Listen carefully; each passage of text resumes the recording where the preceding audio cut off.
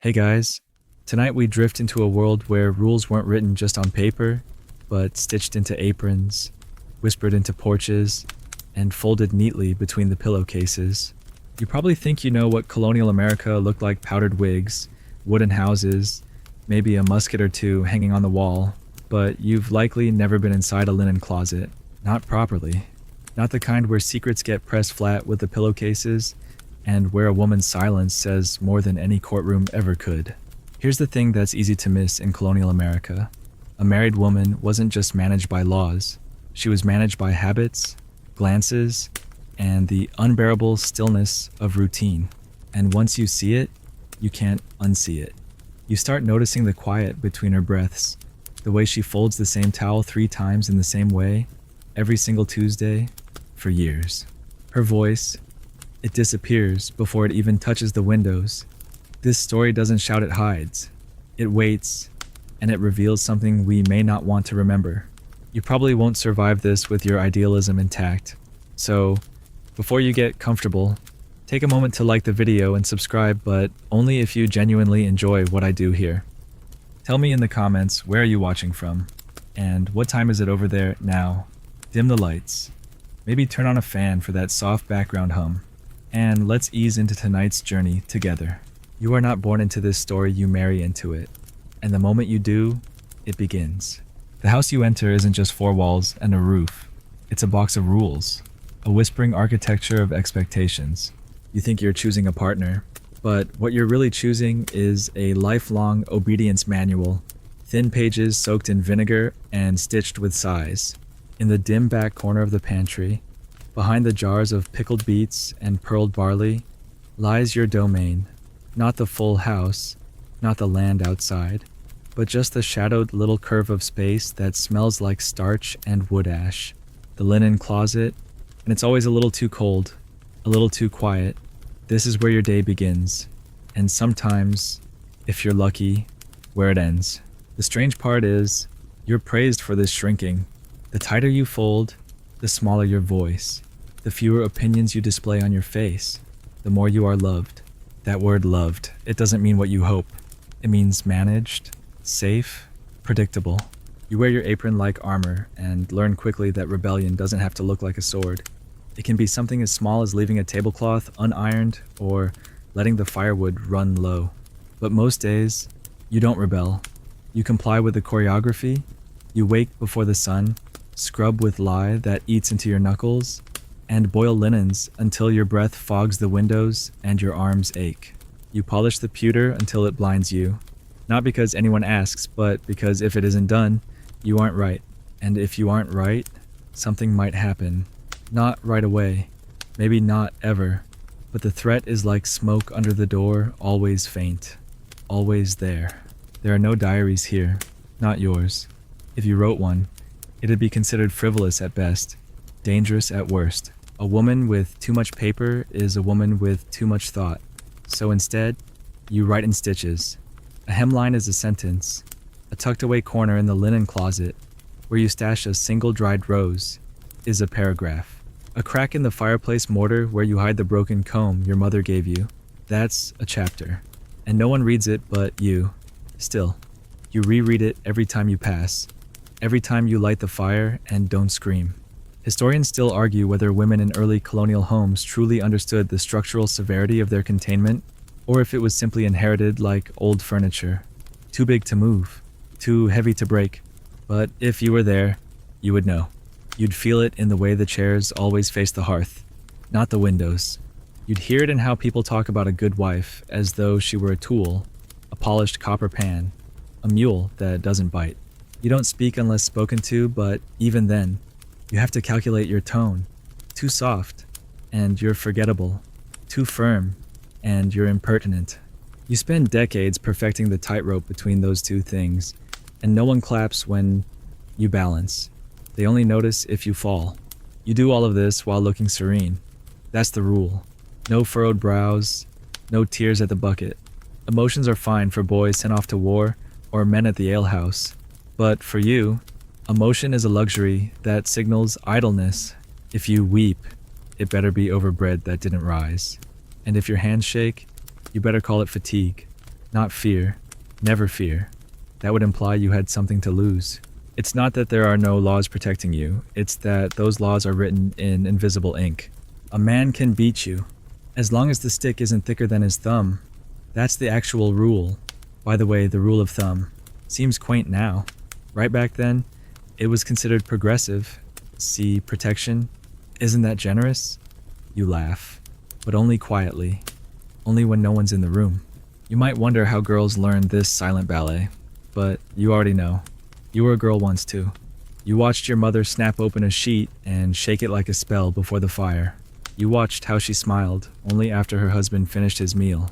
How she brushed her hair exactly 100 strokes and left 3 strands behind, always hidden in the same drawer, maybe as proof that she was there. And now, you do the same. There are small rebellions. Of course, there always are. Some women find strange ways to talk back. One woman in Virginia was known to sing bawdy French songs while hanging laundry. Another in Salem salted her husband's soup with ash. Did it help maybe? Or maybe they just bought themselves a few minutes of feeling like their own person. In this world, even 5 seconds of sovereignty feels like a thunderclap. Sometimes you look out the window and see the trees shift in the breeze. You imagine being one of them. Rooted, sure, but ungovernable. Trees don't scrub floors. Trees don't answer to shrill voices or sighing ministers. But you aren't a tree. You're a wife. And if you're lucky, no one knocks too hard. No one asks too much. You get by with your pickles and prayers. And if you're thinking it couldn't have been that bad, remember this, even the quietest linen closet sometimes hides a scream. The house always creaks for a reason. The iron always hisses a little too sharply. And somewhere, between the prayer bench and the cradle, a woman presses her forehead to the wall and thinks, I was a girl once too. You're barely 15 when the pressure begins. But it's been coming long before that baked into your cradle, muttered behind closed doors, folded into the cloth of your baptism gown. Marriage isn't a decision. It's a convergence of duties, whispers, and dwindling options. When it happens, there are no violins, no dainty sighs of love, just 2 families nodding across a wooden table, exchanging goods, property, and expectations disguised as blessings. You're not expected to fall in love. You're expected to understand what you've been traded for, and you do. You count the cows and bolts of cloth and wonder if your price was too high or too low. It's the colonial version of online dating, except there's no profile to write, just a dowry and your father's mood that morning. You don't say no because saying no is only theoretical. Legally, consent exists. Culturally, it might as well be a ghost in the parlor mirror. Even when they ask you, the tone says you've already answered. It's a question shaped like a command, wrapped in a smile. So, you say yes, because what else is there? You can't inherit your father's land. You can't study theology. You can't move to Boston and open a shop, not unless you're ready to be labeled unnatural or worse. Single women are seen as suspicious. Married women are seen as settled. So you settle.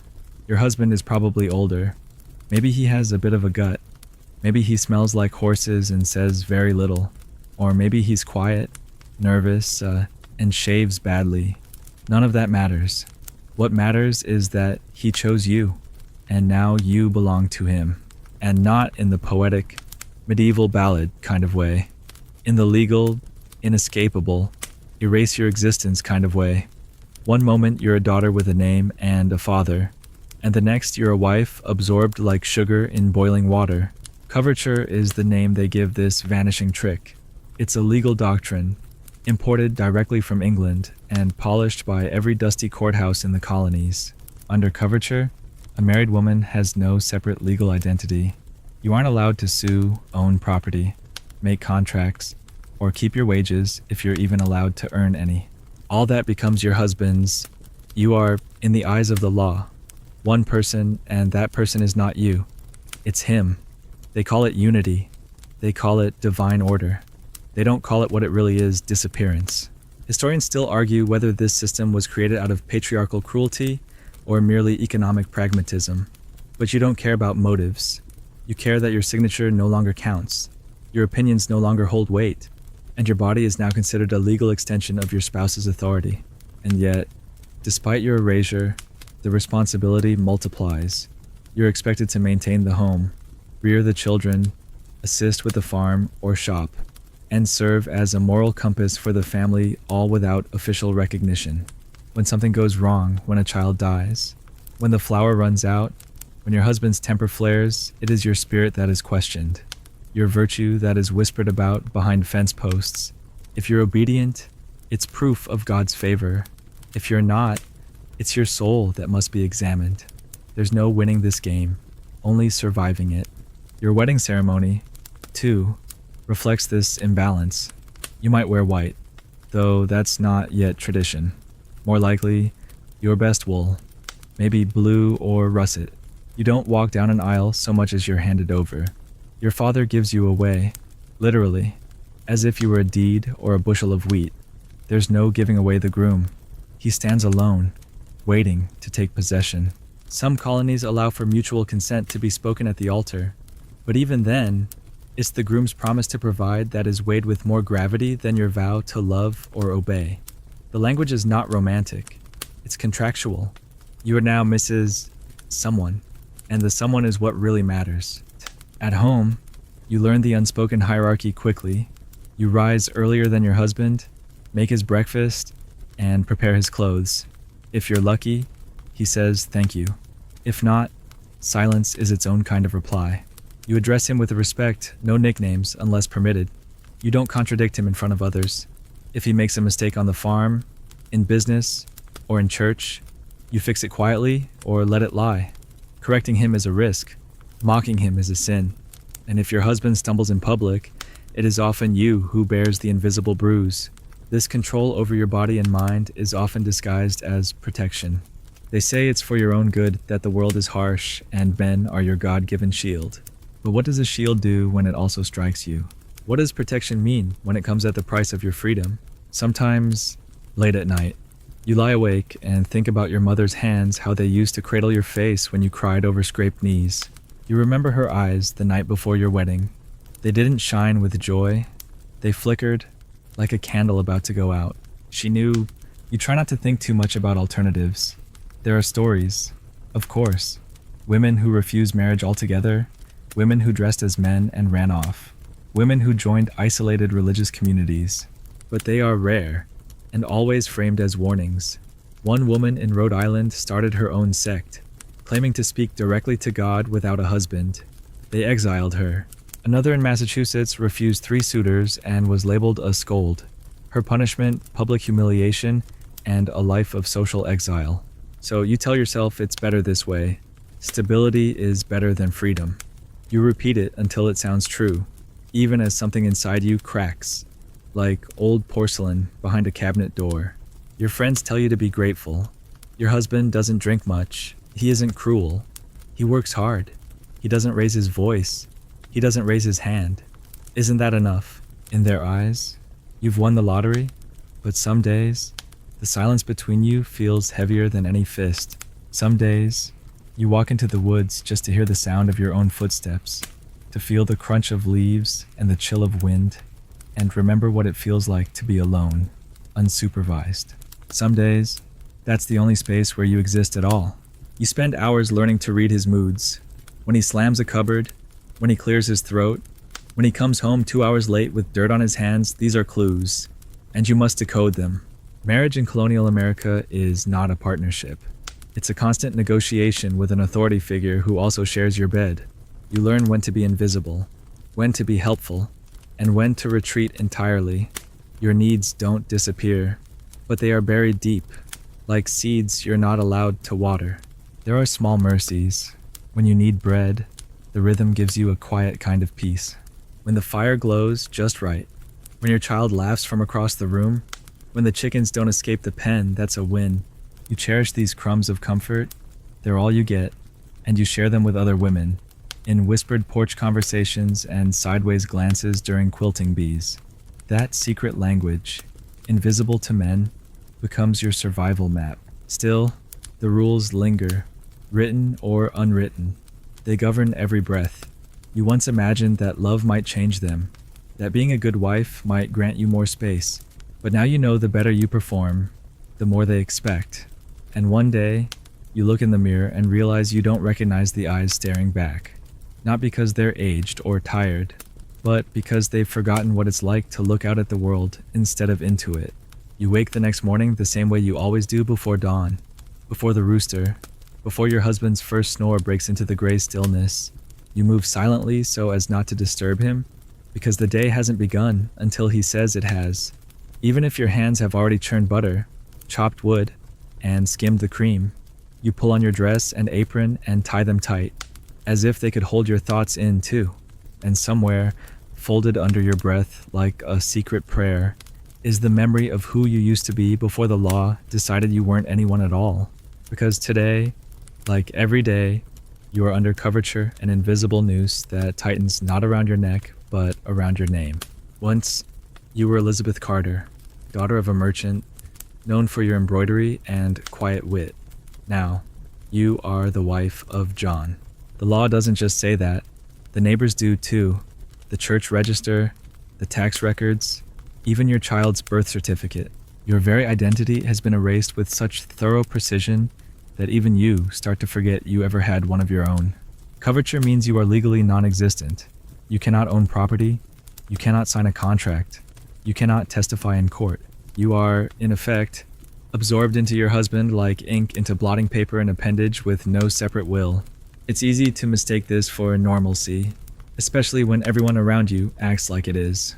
No one screams about it in the market square. There are no rallies, no manifestos, no leaflets shoved into your hands. Just a quiet, relentless rhythm of compliance. You go through the motions, nodding, kneeling, scrubbing, smiling. And when you're praised, it's always for how well you disappear. She's obedient. They say, she doesn't cause trouble. In a society where causing trouble is synonymous with existing too visibly, you learn to keep your outline soft and your voice even softer. Historians still debate whether most colonial women internalized this loss of agency or simply endured it, but you live it, and you know it's both. You learn to adapt because what choice is there? But every so often, you catch yourself pressing too hard when chopping vegetables, or slamming the butter churn a little too sharply, and you know something inside you remembers, even if the world doesn't. Some women find ways to loop around the rules, but always quietly. Maybe you barter goods through a neighbor's name. Maybe you keep a secret jar of coins hidden beneath loose floorboards, technically illegal, of course, but common enough that most women know how to fold the cloth just so to muffle the clink. There's no ownership, only stewardship under your husband's gaze. The chickens you raise are his. The quilt you finish in winter is his. Even your children, when you think about it too long, belong more to him in the eyes of the courts. If you were to die, he'd keep them. If he were to die, the law might give them to someone else. And if you were to leave, well, then you'd better get used to losing everything. Once in a while, the mask slips in public. Perhaps a merchant asks you directly for a signature. You pause, unsure, and your husband answers for you. You're not allowed to be insulted, he's just following the law. Or maybe you make a clever observation in church, and the minister replies, "You've been reading too much." You laugh softly, but inside, something stings. That ache you feel, that's your agency, flaring up like a phantom limb. They told you it was never yours, but they lied. You were born with it, just like everyone else. It's just that no one let you keep it. You've heard stories, so many stories. One woman in Pennsylvania tried to start a weaving business under her own name. She was fined and forbidden. Another in Maryland tried to represent herself in a minor land dispute when her husband was ill. The magistrate laughed her out of the room. A third, unnamed and unremembered, took her husband to court for cruelty. The judge told her to obey with a better spirit. Sometimes, women win small battles. They outlive their husbands. They inherit land through loopholes. They build empires out of dairy and wool, hidden behind the front-facing name of a man who drinks too much and speaks too little. But victories are rarely acknowledged. They are sandcastles quickly built, quietly washed away. And yet, despite everything, you're still expected to maintain the image of the virtuous wife, cheerful, devoted, grateful. The contradiction is exhausting. You are stripped of rights, but must appear content, voiceless, but must smile, invisible, but must shine in the eyes of others. A bad wife reflects poorly on her husband, and so your unhappiness becomes his burden, which means your only allowed sorrow is one that makes him look good. If you cry, it better be in gratitude or piety. Anything else is vanity. The worst part, other women sometimes enforce this harder than the men. Your neighbor scolds you for letting your hem drag. Your aunt reminds you not to talk too big. The older women at church notice when you speak too eagerly or laugh too loudly. They say it's for your own good. They say it's how they were raised. But sometimes, in the quiet spaces between words, you can tell they envy you. Not because you're freer they know you're not, but because they remember what it was like to still care about escape. Your daughter watches all of this. She doesn't understand it yet, but she feels it. The way your tone shifts when your husband walks into the room. The way you press your lips together when asked for your opinion. The way your spine straightens when a man speaks. She watches. She learns. You try to hide the worst of it from her, but how do you hide something that's built into the walls? You tell her stories with strong heroines. You let her run wild in the fields for a little longer than you should. You teach her to read, secretly, past the Bible verses. You tuck bits of yourself into her bedtime tales. You don't know if it will help, but it's the only legacy you're allowed to leave. Sometimes you think of running, truly running, not just walking into the woods for air, but disappearing. You hear of women doing it rarely, but enough to feed the fantasy. They cut their hair, take a new name, head north or west. They marry again or never at all. Some are caught, some vanish into rumor. You imagine what it would feel like to open a door and not look back, but your child's breath is warm on your shoulder, and the fire needs tending, and the road, would still follow the same rules, just with different faces. There's no revolution coming for you, no trumpet sound to signal your liberation. Your emancipation will not be declared. It will be folded, hidden, passed in whispers, but still, you persist. You memorize every loophole. You make every scrap of autonomy stretch like thread through the eye of a needle.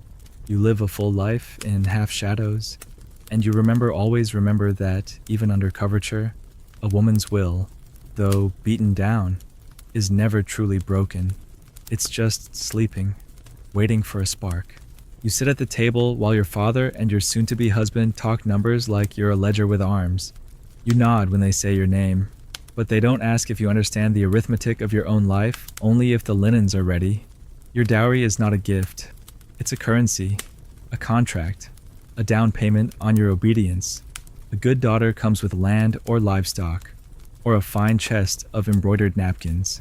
A lesser daughter comes with nothing but hope and a promise to be quiet. You know what you are by the way your father clears his throat when the subject comes up. In the colonies, wealth is not always measured in coins, because few have those. It's measured in barley, pewter spoons, and the number of goats that survived the last winter.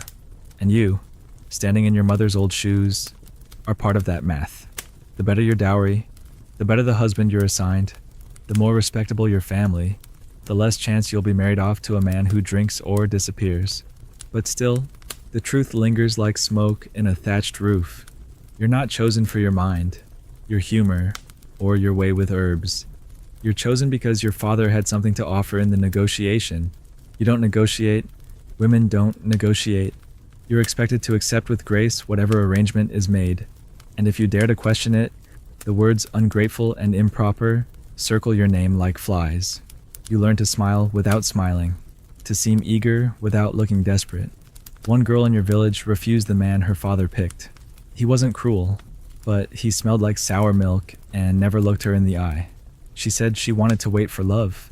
They sent her to an aunt in Connecticut until she stopped saying foolish things. When she returned, she agreed to marry a different man. Historians still argue whether she was broken or simply pragmatic. You think she just ran out of people who would listen? That's how it always goes. Your voice doesn't vanish all at once. It fades like candlelight over long, slow nights, and eventually, you forget what it sounded like in the first place. The dowry you bring follows you like a ghost, even years later. When you've borne 3 children and kept a house clean enough for a Sunday inspection, people still remember it. She came with 10 acres, they'll whisper. Her father gave a full silver set. It's not about love. It's never been. It's about the transaction, the trade. Your worth was weighed before you ever stepped into your husband's house. And woe to the woman whose father gave too little. Because if things go wrong, if your husband grows cold, or poor, or cruel, they'll say, well, what did she expect? It's a form of retroactive blame, a way of making sure no woman can claim innocence when the scales tip. If you suffer, it's because someone didn't pay enough for your protection. If you flourish, it's because your father bargained well. Either way, your life is shaped by a transaction you had no part in. You try not to think about the absurdity of it, that a human life could be balanced against bolts of cloth, or the promise of 2 barrels of cider, but on quiet days, when you hang laundry or churn butter, your mind drifts. You remember the way your mother wrapped her wedding linens in lavender to keep the moths away, how careful she was with her embroidered initials. You never understood why she handled them with such reverence until now. They were the only things that belonged to her before her life was handed over. You have your own chest now. Inside a few folded petticoats, a Bible with your maiden name written in it, and a pressed flower you kept from the day he proposed, not because it was romantic, but because it was the last thing you chose for yourself before the machinery began to turn. Your husband's expectations are shaped by what your dowry signaled. If it was high, he assumes you'll be industrious, graceful, maybe even a little clever. If it was low, he assumes he must keep a closer eye on you. Like a piglet he's not sure will fatten properly. He never says this, of course, but you see it in the way he checks your work, the way he listens to your stories with one ear. You become his investment, and if you disappoint, he feels cheated. You can't afford to fail. A burnt loaf of bread becomes a character flaw. A late chore becomes laziness. If he loses money at market, maybe it was your fault. Maybe your dowry wasn't enough after all. And sometimes, rarely, but sharply a man loses interest altogether. He keeps the land and the livestock, but lets the woman rot in her corner of the house. She becomes a shadow. Everyone knows, but no one speaks. You pass these women in the street, their hair too neat, their eyes too quiet. They smile like dolls. You wonder what went wrong. Did her father lie about the goats? Did the silver tarnish too quickly, or did she simply grow too opinionated after childbirth? No one warns you about this stage. They tell you marriage is hard. Yes, but they don't tell you it can be a slow, steady, sinking into irrelevance. You think about it often when you sew late at night. You stitch your initials into the hem of your chemise, not because anyone will see them, but because you need proof that you still exist. And what of love? It's not impossible. But it's not the point. You can grow fond of someone over time. You can learn his patterns, his humor, his softer moments. But that's not what they sold you. They sold you security, stability, the idea that a man with a land and a temper is still better than no man at all. If affection grows, it's a bonus, like finding a coin in the pocket of your only dress. But it's not guaranteed, and you're not allowed to mourn its absence. Crying over a loveless marriage is seen as childish, foolish. You're told to count your blessings: a roof, a bed, a husband who doesn't beat you often. What more could a woman want? The answer sits heavy on your tongue, but you never say it aloud. You swallow it with your morning porridge, every day, forever. There are exceptions, of course. A few girls who married for fondness, a rare match where both families agreed, and the couple laughed more than they sighed. But these stories are held like heirlooms, passed down carefully and half believed. Your cousin Eleanor married for love, someone says in hushed tones, as if repeating a miracle. And even then, the story ends with hardship. Her husband fell ill, the farm failed. They were happy, yes, but poor. And in the end, she had to move back in with her brother's family. Love, it seems, makes a poor dowry. Still, you keep dreaming. Not big, foolish dreams, just small ones. A walk alone in the orchard, a letter that no one reads, a dress you choose yourself, even if it's made from scraps. Your husband doesn't ask what you dream about. He assumes he knows. That's the comfort of a dowry. It tells a man everything he thinks he needs to know about you. But it tells nothing about the woman who sits by the fire after dark, folding the same napkin 10 times to delay going to bed. Nothing about the thoughts you bury when he touches your shoulder. Nothing about the soft defiance growing like moss beneath your ribs. So you go on. You cook, you clean, you kiss your children and pray with them. You smile at church and pretend you like the pastor's wife. And you fold the linens, always the linens.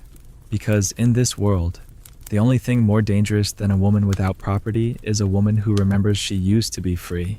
The sun creeps through the crooked window panes like it always does, slanting across the floor in quiet accusation, and you begin the sacred dance all over again.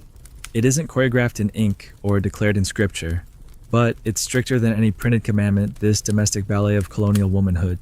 You rise without complaint, because complaint is a luxury, and no one asks how you slept. That question is reserved for husbands. Your movements are deliberate. Practiced apron tied at the waist, bonnet straightened just so, sleeves rolled to the exact point where soap won't soak through. The first fire must be lit before anyone else wakes. The ashes from yesterday are still warm, and as you stoke them, a faint gray film smudges your fingertips, the kind you can't quite scrub off no matter how many times you wash. You don't just manage a home, you perform it. It is a ritual of invisible labor, repeated endlessly. And the moment you stop, if the candles are not dipped in time, if the bread does not rise, if the boots remain muddy, you are no longer a good wife. You are a warning. You are a whisper at someone else's table. The strangest part is how fast it all becomes muscle memory. There's a precise way to slice turnips, to scrub chamber pots, to stretch dough so thin you can see the table beneath it.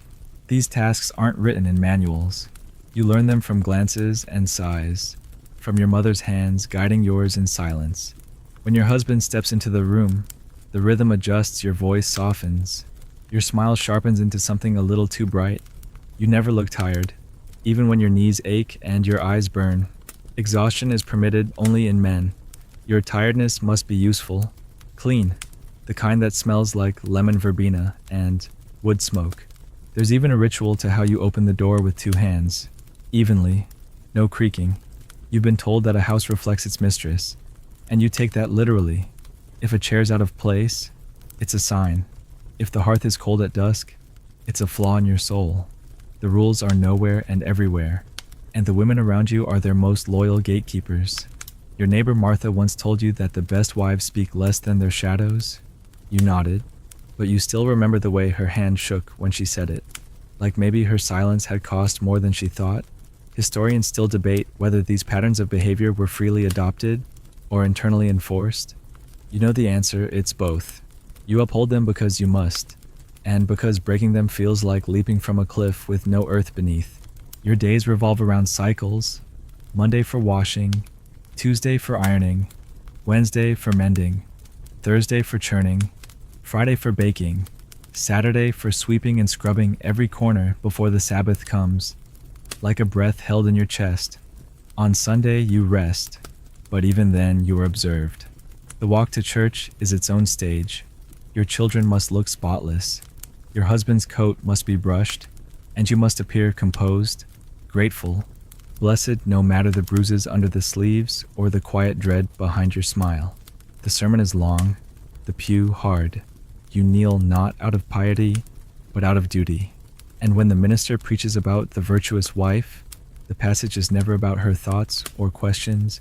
It's about her hands that build, serve, endure. At home, your responsibilities are endless, but never credited. If the cow's milked, if the stew simmers evenly, if the wool is spun tightly, no one applauds. It is expected, like the sun rising. But if something falters, if your stitching is loose or the child's face is smudged, you feel the shift. Your husband grows terse. The neighbors glance. You begin to wonder if something in you has failed. You double your efforts. You work until the bones in your wrists click like tired hinges, but no one says thank you. That word is too scarce for the things women do. It's saved for ministers, landowners, sons, not for you. Sometimes, in the moments between chores, you imagine a different rhythm, one not dictated by clocks or husbands or the creak of the floorboards. You picture a morning where you rise slowly, not out of obligation, but because you want to. You imagine your fingers smelling like ink instead of lye.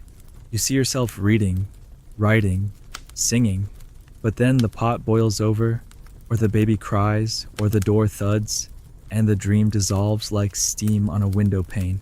And still, you perform, you curtsy when needed. You refill cups before they empty. You remember the names of every man's horse, but not the names of your own desires. Even your pain has its place. You don't scream when you slice your palm on a broken jar. You wrap it, quietly, and press on.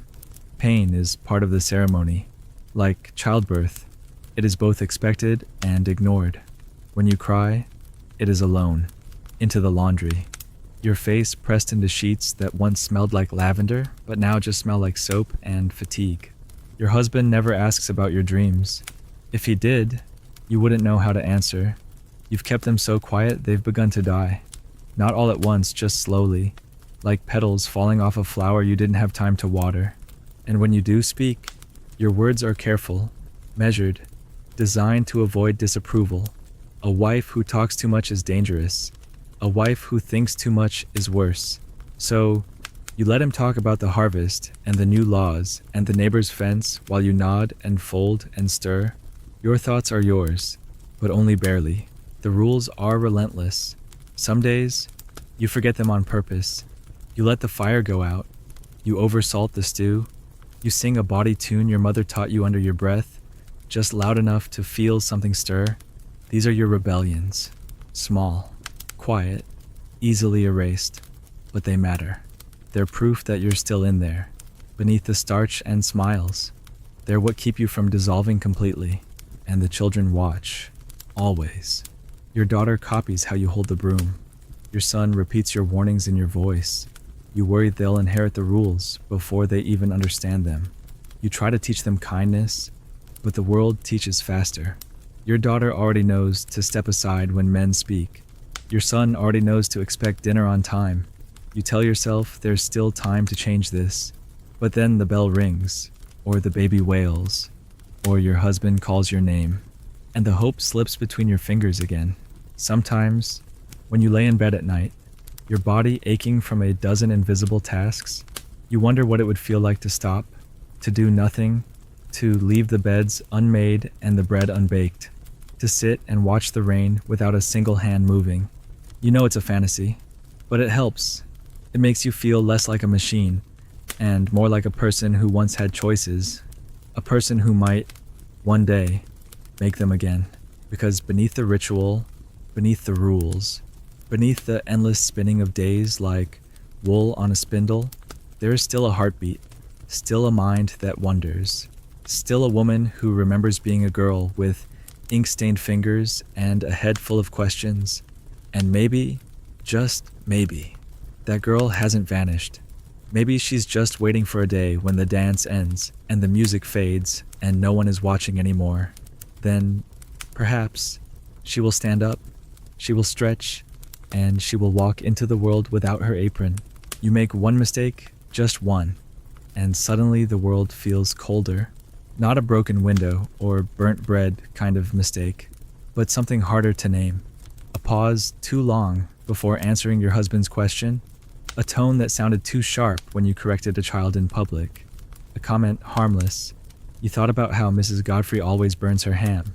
It's nothing, really, but it's also everything. Because in your town, punishment doesn't always come from men with powdered wigs or gavels. It comes from women with aprons. It comes from glances held a fraction too long at the market, or smiles that forget to curve all the way. It comes in whispers, in silence, in the way someone suddenly forgets to save you a seat at quilting circle. The courthouse isn't where judgment lives. It's in the corners of porches, in shared glances over pickling jars, in the long, slow shape of a neighbor turning her back when you wave. The rules for married women are as much about what you don't say as what you do. And when you forget that, even for a second, the entire fabric starts to unravel. Gossip is the weapon of choice. It's efficient, subtle, and entirely deniable. No one ever says they're condemning you. They're just concerned. Concerned that you've been acting strange. Concerned that you've let the ivy grow over the window. concerned that your youngest child was seen with no shoes on. It doesn't matter that he kicked them off in the garden. Once the seed is planted, it blooms like rot. Suddenly, you're not just tired, you're slipping. You're not just quiet, you're sullen. And that difference, that delicate twist, is all it takes to mark you as unstable, or worse, ungrateful. Historians still argue whether these subtle punishments served as a form of female solidarity or social control. Maybe they were both.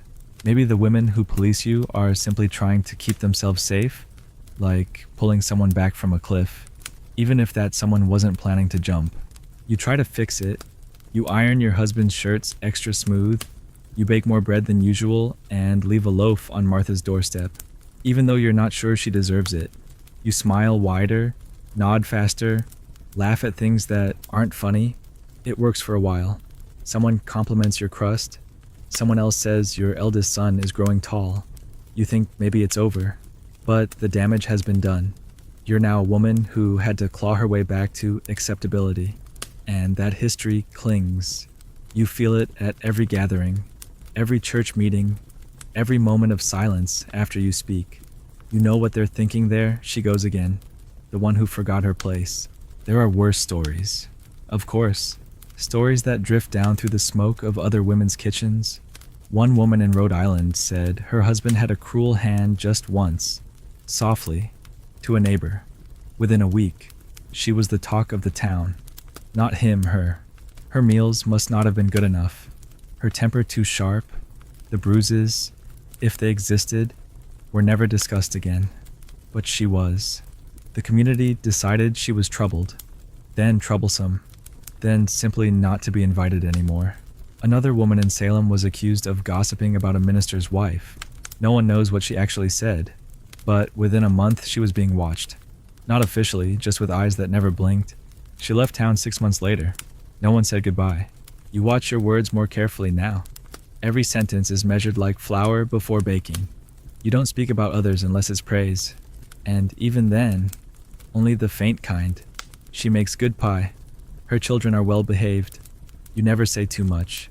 You never ask too many questions. You certainly never disagree with another man in public. The world you live in is small. Yes, but the room you're allowed inside it is smaller still. Your own mind feels like a hallway you've had to board up, one thought at a time, just to avoid the risk of someone peeking inside. Your husband, of course, doesn't notice any of this.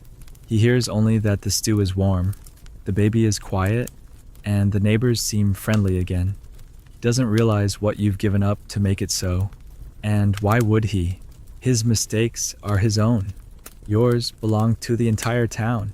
When he's cross in public, people say he's tired. When you're cross, you're unstable. When he's silent, he's wise. When you're silent, you're rude. You live in a mirror house where everything you do is doubled and distorted, one image for yourself and one for everyone else to examine. Still, you try to hold on to something of your own. You keep a garden not just for vegetables, but for the feeling of digging your hands into soil no one else has touched. You write verses in your mind while sweeping, little poems you'll never say aloud. You sew initials into the inside of your bodice that no one will ever see. They don't belong to your husband or your children, just yours. A small rebellion in cotton thread, a whisper stitched into the seams of your obedience. But not every woman escapes unscathed. Some break in full view. One winter, you remember, a woman stood on her porch and screamed at the sky. Just screamed. No words, just sound. The neighbors whispered that her husband drank too much and that her eldest child had died the year before. But they didn't comfort her. They judged her apron, her silence or her lack of it. They made casseroles and excuses, but not kindness. And soon, she disappeared. No one says her name anymore. It's too sharp on the tongue, so you know the cost of defiance. It isn't always a courtroom or a whipping post. Sometimes, it's the slow freeze of a community's smile, the way people begin to speak in your presence as if you aren't there. You don't disappear all at once. It's gradual. First your invitations dry up, then your visitors stop coming. Eventually, your name is only mentioned in other people's cautionary tales. Don't end up like her. That's all they'll say. And yet, you still dream. You can't help it. Dreams aren't something you control. They arrive without permission, in yours. You stand at the edge of the village, wind in your hair, your name your own again. No one is watching, no one is whispering. You're not doing anything wrong. You're just being, and that being is enough. You wake before it ends. Of course, to a crying child, or a knock at the door, or the snap of kindling in the hearth, but the dream stays with you, lodged beneath your ribs like a buried seed. It waits. It watches, just like you do. The hardest part is pretending you don't see it all, pretending the rules are fair, pretending the price of a sharp word or a raised eyebrow makes sense. You play your role, perfectly. You learn the script, but sometimes, when you kneel beside your daughter and help her thread her first needle, you pause, you whisper, just for her. You can speak, even if they tell you not to. And maybe that will be enough. Maybe not. But it's something. A single note of defiance carried on the thread, passed from mother to daughter, even as the world watches for cracks. Because even in a place where punishment comes in sideways glances and long silences, you are still there, folding, smiling, surviving, and sometimes quietly, dangerously remembering. You notice at first in your reflection the slight widening of the waist, the dull ache in your lower back that doesn't leave with rest. Then come the other signs, the taste of metal on your tongue, the sudden revulsion at salted pork, the way the morning air makes you heave into the grass behind the barn. You know this feeling. You've known it before, and just like that, the calendar of your life shifts. Your days are now counted in heartbeats, not your own. In the stretch of your belly and the weight behind your ribs, you are pregnant again. Of course you are. You always are. A colonial wife is nothing if not fertile ground, literally and metaphorically. The first thing they said at your wedding, after noting your dowry, was a comment about strong hips. A good sign, they called it, and here you are, proving them right once more, even as your body begs for rest. You carry not just a child, but expectation, legacy, and obedience all wrapped in a muslin apron that never seems to stay clean anymore. This isn't your first, and it won't be your last, because the measure of your virtue is lined up in the cradle and the grave. Your value increases with each birth, but it is a brutal kind of blessing. A woman who produces children is respected, yes, but mostly she is used. You become a vessel, praised for the very thing that drains you. You can't say you're tired. You can't say your hips burn or that your breasts feel like stones.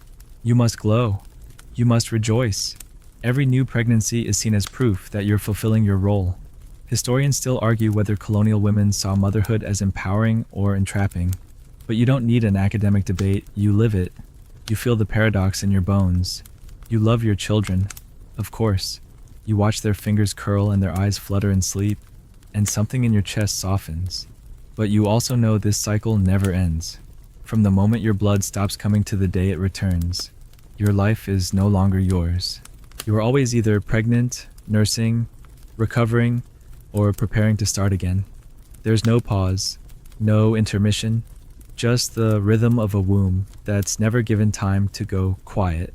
And in this world, barrenness isn't just a medical condition, it's a moral one.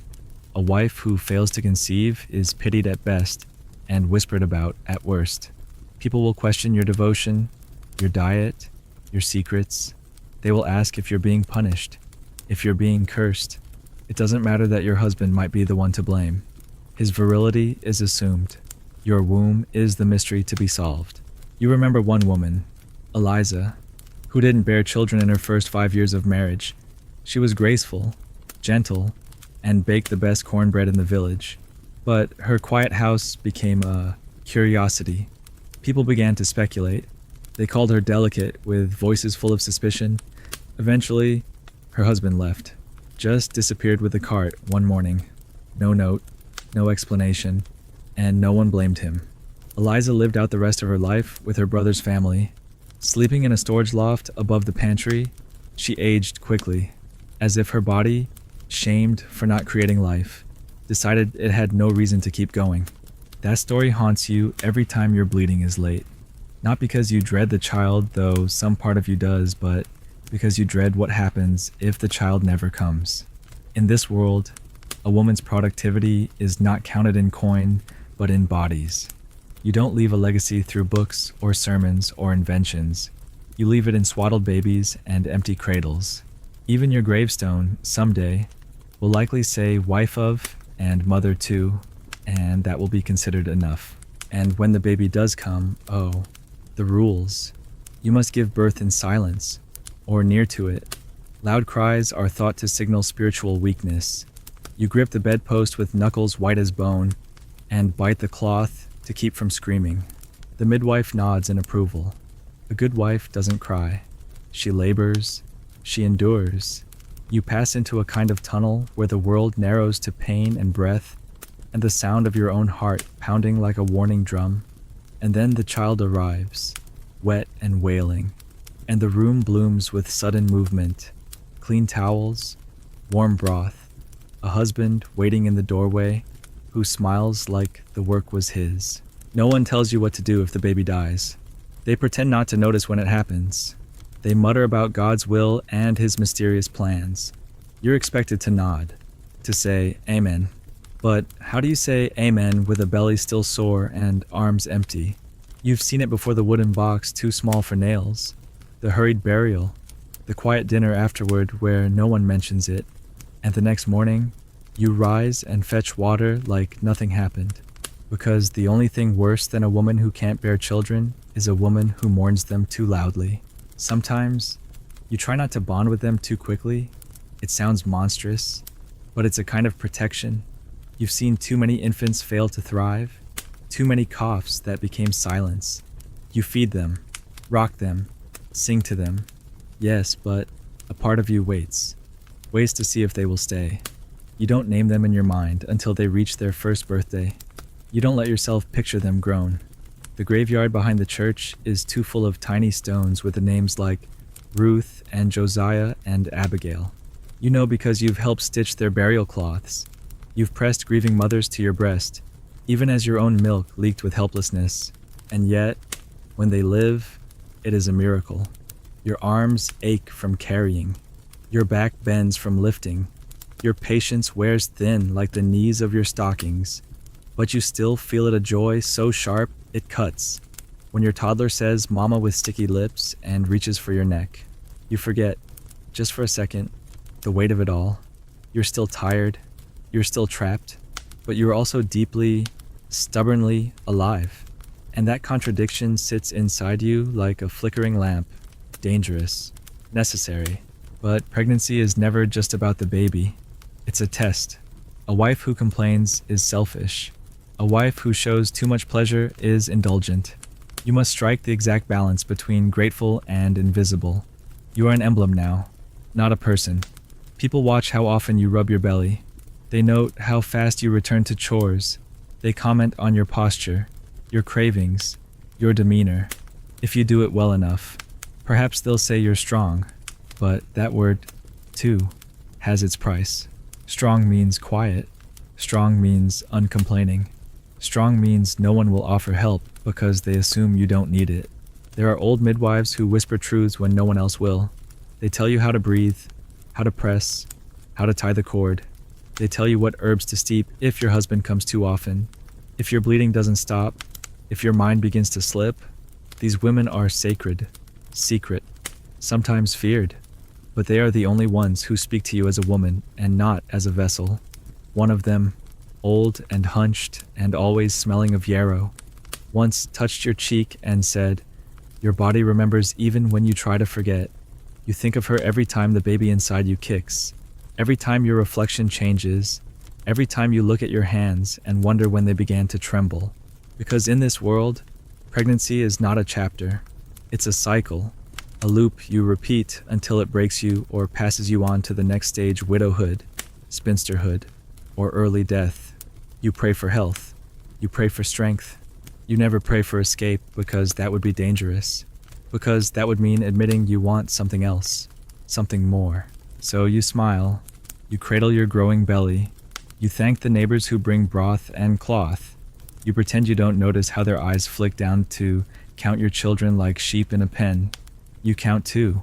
one on the hip, one at the table, one in the ground, one on the way.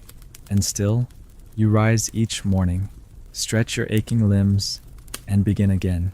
Because in the eyes of your world, there's no greater glory than to bear, and bear, and bear, until you forget the shape of who you were, before the first heartbeat that wasn't yours began to echo in your womb. You're summoned by a letter folded neatly and handed to your husband by the deacon's boy, no wax seal, no signature, just careful script and the quiet weight of expectation. It's not an invitation, it's a notice.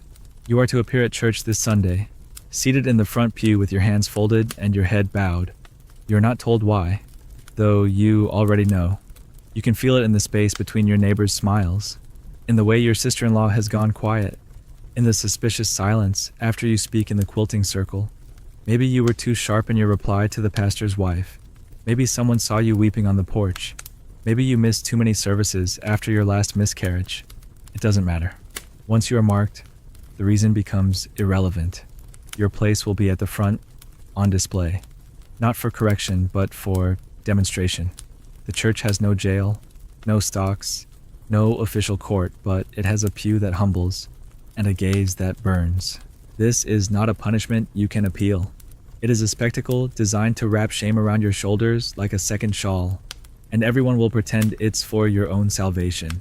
You spend the night before preparing, not spiritually, physically. You wash your hair, starch your cap, mend the hem of your Sunday gown. You know every thread will be noticed. If you look unkempt, they'll call you defiant. If you look too fine, they'll call you proud. You must appear exactly as they need you, to sorrowful but not broken, repentant but still redeemable. Historians still debate whether this ritual was more about public morality or private policing. You already know the answer. It was always both. The church was the mouth of the community, but the teeth were the women beside you in the pews. You walk into that room knowing they will all be there, eyes forward, hands folded, silently measuring your every breath. The minister does not name you outright. He doesn't have to. His sermon lingers on the dangers of vanity, the virtue of obedience, the peril of gossip, and prideful thoughts. Every word lands like a pebble in your lap. You keep your head down. You don't cry. That would only confirm your instability. Instead, you count the wood knots in the pew. You press your nails into your palm. You imagine you are somewhere else, anywhere else.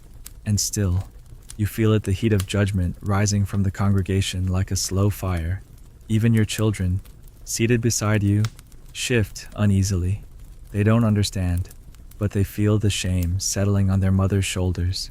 After the sermon, you stand not to speak, but to be seen. There's no script, no statement. Your silence is the confession. You nod as the pastor says a prayer over you, asking God to guide you back to humility and virtue. You say amen, though it catches in your throat. The service ends, and you are dismissed, not forgiven, not restored, just dismissed. The walk back to your seat feels longer than any road you've walked before. Your husband doesn't look at you. Your friends don't either. Only the children reach for your hands, small and confused and loyal in a way adults forget how to be. When you step outside, the air feels different. You think maybe it's cooler, but really it's you recalibrated, rearranged. The community has spoken, and your role is now etched with a new layer of fragility. You have been reminded. You have been warned. It doesn't matter what the original accusation was, if there even was one. All that matters is that you are now marked. Not officially, not permanently, but visibly, like a dress that no longer fits quite right. They'll say you're back in a good standing, but you'll always sense the pause when you enter a room. You'll always be the one who had to sit in the front pew. The irony, of course, is that men are rarely made to sit there. They can miss meetings, insult neighbors, raise their voices or their hands and still be seen as flawed but forgivable. But women must remain spotless. And if they falter, even briefly, they must be scrubbed in public until they shine or shatter. One woman in the next town was forced to sit in the front pew 3 Sundays in a row. Her sin. They said she had been too melancholy. Her husband claimed she had stopped tending the garden properly, and the church agreed. She moved away soon after, though no one said where, just another name folded into a sermon. You think about that woman when you return home, stepping over the threshold of your kitchen like nothing happened. There is stew to reheat, butter to churn, children to dress for the week ahead. The punishment is over, but the sentence continues. You are now even more careful watching your words, controlling your tone, keeping your eyes modestly downcast even when you want to roll them. You become a master of apology, not for the things you do, but for the space you take up while doing them, and yet, every apology deepens the silence inside you. Sometimes, you wonder what it would feel like to sit in the back pew again, not with guilt, but with freedom, to laugh too loud during a hymn, to whisper to your friend about something other than pickles and quilting, to not be a lesson. But those thoughts are dangerous. They bloom in the dark corners of your mind, only to be clipped before they grow. You prune your own soul like a hedge trimmed neat, shaped for display, because if you don't, someone else will. There are small mercies. A neighbor who leaves you extra apples without a note. A friend who stops by with lavender for your bath. A midwife who clutches your hand too tightly and says nothing. But everything. These are the women who have sat in the front pew, or who fear they one day will. They recognize the sag of your shoulders, the quiet in your voice, and they do what they can. It's not a rebellion, but it's something, a sisterhood of survivors, wrapped in calico and good manners. Your children ask questions. Eventually, your daughter wants to know why you stood up when no one else did. You say, to remind myself to be better. You don't tell her that better often means smaller. She's still too young to know. Your son doesn't ask at all. He just watches. Boys learn from their fathers. Girls learn from watching you try not to cry while peeling potatoes. You wonder which lessons are more dangerous. By the next Sunday, it's mostly forgotten. People nod again. Someone compliments your pie. A neighbor jokes about the weather. Life resumes its rhythm, but the memory lingers. You carry it like a brand, invisible but present, and now, whenever you pass the church steps, you feel a twinge, a ghost of humiliation that never quite leaves. That pew isn't just wood. It's a throne and a scaffold and a mirror, all in one. It reflects everything they want you to see about yourself, your smallness, your debt, your obligation to remain pleasing. So you go on. You bake, you kneel, you smile, you raise your children, you never raise your voice, and every so often, in the privacy of your room, you stare into the looking glass and mouth the words, I remember. Because that's the only power they can't take the memory of who you were before they folded you into silence. And maybe, one day, your daughter will sit in that same front pew. Or maybe she won't. Maybe she'll say no. Maybe she'll stand up for the right reasons, not the wrong ones. And if she does, you'll be the first to clap, even if it's only in your heart. You lie still in the dark, your husband's breath warm and rhythmic beside you, and you wonder if tonight he will turn toward you or not. There's no question of whether you want him to. That question hasn't belonged to you since the day you said I do.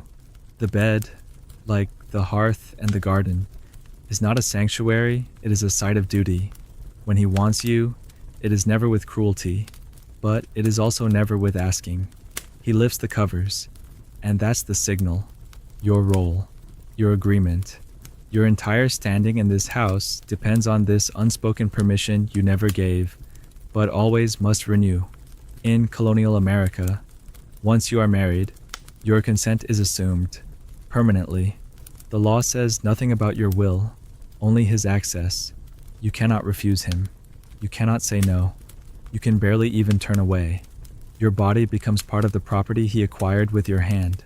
And so you lie there, staring at the ceiling, your breath shallow, rehearsing the stillness that makes the moment pass faster. This is not abuse, not as anyone would name it. It is simply marriage. You've heard the word duty enough times to taste its dryness. Ministers say it from the pulpit. Neighbors whisper it when pregnancies space too far apart. You hear it in your own mother's voice, warning you not to anger your husband, not to be too cold in the evenings, not to let your mind wander. They never say exactly what happens if you fail in this duty, but you've seen enough to know. A man who is disrespected in bed may stray, or drink, or worse, and somehow the blame will still fall on his wife. She didn't keep him satisfied. She withheld herself. She lost her charm. The language is always gentle, but the meaning never is. Historians still debate whether colonial women truly understood their lack of bodily autonomy. You know the answer. They understood it the way you understand fire. You don't need to touch it every day to remember it can burn. There are moments you almost convince yourself it's love. He smiles at you after, pulls the blanket back over your shoulder, falls asleep with a hand resting near your hip. Maybe that counts. Maybe he's trying. You don't dislike him. You were never taught to require affection, just protection. He doesn't raise his voice. He never hits. He brings home flour and salt and feeds the livestock without complaint. Maybe this is what it's supposed to feel like. But sometimes, when the room is silent and your chest is still, you remember what it was like to run through the orchard as a girl, to choose when to laugh, to close a door just because you could. And the ache that blooms inside you isn't just for freedom. It's for the memory of your own skin belonging only to you. The older women talk about it, but only in metaphor. A wife must keep her home. The marriage bed must be honored. They don't mention the long nights, the flinches, the tears swallowed with candle smoke.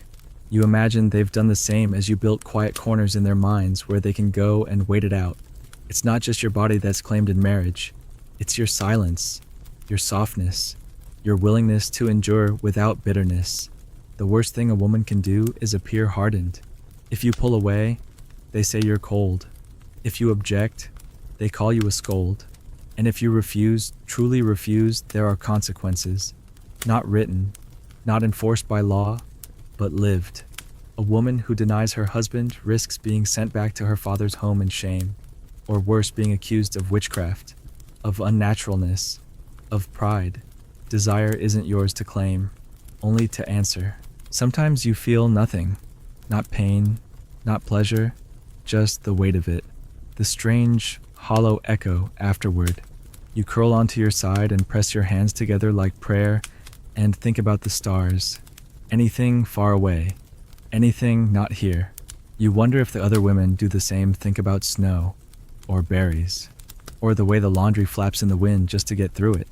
Maybe some of them feel love, maybe some feel joy, but if they do, they rarely say so. You never hear women speaking of passion, only of chores and children, of duties fulfilled. The midwife knows, they always do. She touches your wrist gently after a check and asks how you've been sleeping. It's not really about sleep. It's a quiet invitation to speak, but you don't take it. You just nod, say fine, smile like someone with nothing to say. Because even here, in this most private circle, words can travel. And once they do, you can't take them back. You can't afford to be the wife who says too much, who suggests that love without agency is not really love at all, who names the thing no one else will. One of your neighbors once stopped coming to church. Her husband still attended, still took communion, still sat in the front pew, but she stayed home. She said she was sick. Then, one day, she packed up her things and left. Just left. No explanation. Some said she'd gone to stay with her sister. Others said she'd run off to Boston. One woman whispered she'd lost her mind. But, you know, or at least you think you do. You'd seen her eyes a week before. Distant, bright, alive in a way that was dangerous. She must have realized she could still say no. That realization is the most terrifying freedom of all. The law will not protect you. If you tell someone you don't want your husband to touch you, they will look confused, or amused, or horrified, but not for your sake. They will say, "He is your husband," as if that explains everything. And it does. Legally, he is entitled to your body. There are no marital rape laws, no concept of consent after the vows are spoken. Your wedding ring is a key, and the lock is you, so you adapt. You build rituals to protect yourself, drink a certain tea before bed that dulls your senses, sleep with your back to the wall, teach your children to rise early, to knock, to interrupt, anything to keep a buffer between you and that silent contract you never signed, but live under every night. You dream, sometimes, of being widowed, not because you want him dead, but because widowhood is the only escape that doesn't bring shame.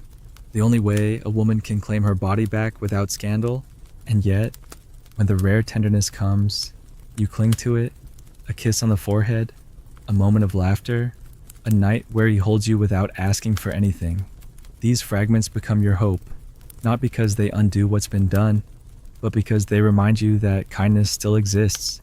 Even in a broken structure, you know it's not enough, but it's something, a single candle in a dark corridor. You teach your daughter differently, quietly, carefully. You tell her she owns her breath, that her thoughts are sacred, that no is not a sin. You don't say it outright, not where others can hear, but you weave it into lullabies, into stories, into the way you brush her hair. You pray that by the time she wears a wedding dress, the world will have shifted, even slightly, enough to make room for her to speak.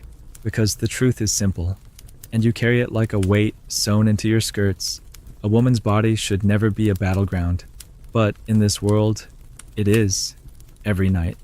Every time the covers rustle, every time you stare at the ceiling and wait, but still, you rise in the morning, you make the porridge, you press the linens, you walk past the bed and pretend it's just furniture, and maybe, in some distant future, a woman will lie down in that same bed and feel only warmth, only love, only choice, and maybe she'll never know what it meant to fear the sound of a husband turning over in the night.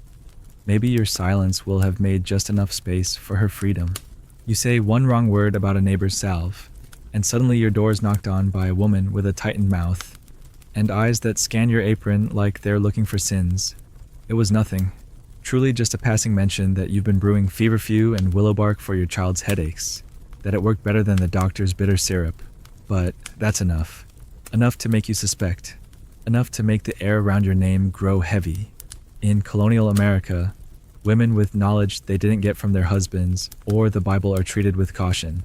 If you heal too well, too quietly, too confidently, someone will ask where you learned it. If you say your grandmother taught you, they'll ask where she is now. If she's dead, they'll call it spectral. If she's alive, they'll watch her too. Because in this world, a woman's intelligence is allowed only when it stays ornamental embroidered, baked, whispered in nursery rhymes. Once it becomes functional, dangerous, unregulated, it's renamed not wisdom, but witchcraft. And you, standing in your kitchen with the herbs drying above the hearth, and 3 jars of homemade tonic on your shelf, begin to feel the heat rise in the soles of your feet. You remember your grandmother's warning, keep your hands clean and your head down. You didn't understand it then. Now you do. You're not accused outright. Not yet. It begins as questions. Where did you get this? Did your husband approve? Have you spoken with the minister about these practices? You answer softly, demurely, never defensively. You call them recipes, never remedies. You say you only use them when absolutely necessary. You even smile. But inside, your heart drums faster than the churn you grip just to keep your hands busy. The suspicion creeps like mildew. One woman asked you to help with her baby's cough, and you did rosemary steam and a honey clove rub. It worked, but now she doesn't meet your eyes. She says nothing when you pass her gate. Gratitude fades quickly when fear begins to fester. Historians still argue whether the women labeled as witches were rebels or scapegoats. But you know from the way people glance at your garden and mutter about the fullness of your time that the answer was never about sorcery. It was about control. You step outside the script just a little and the town tightens its hold. You do not cackle. You do not chant. You do not wear black or read strange books. You wear your apron, tend your children, and fold your linens just like everyone else.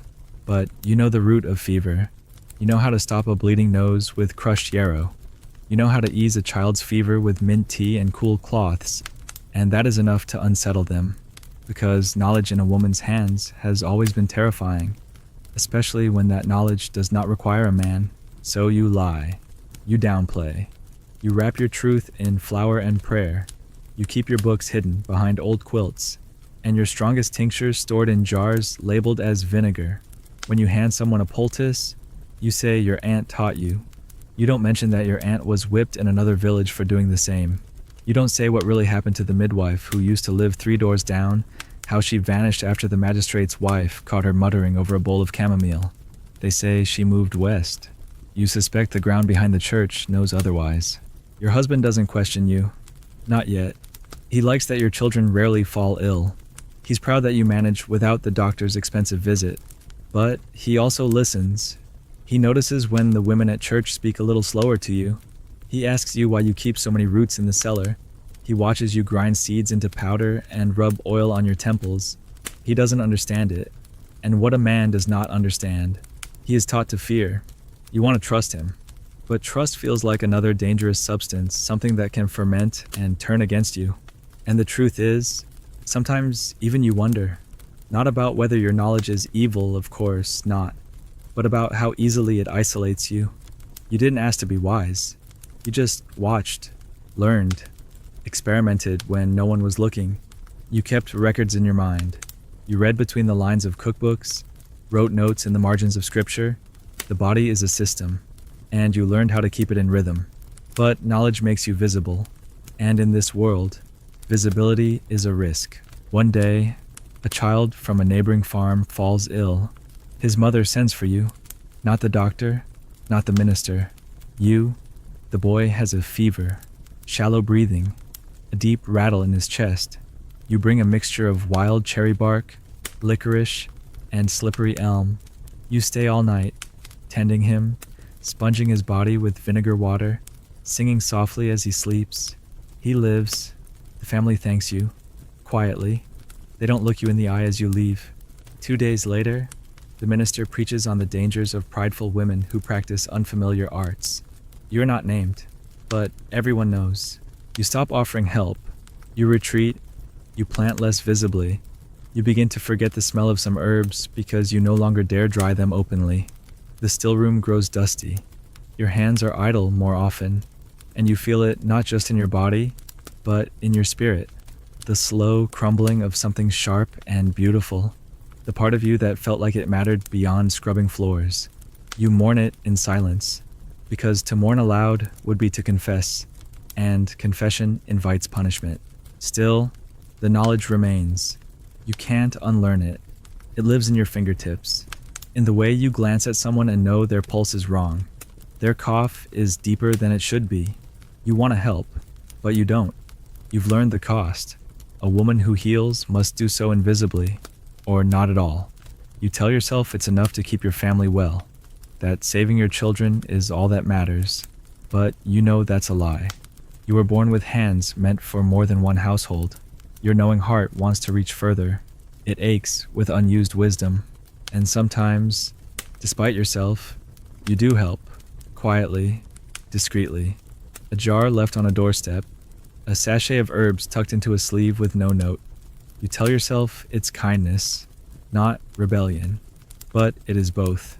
You're both, a loyal wife, a secret healer, a woman walking the knife's edge between salvation and accusation.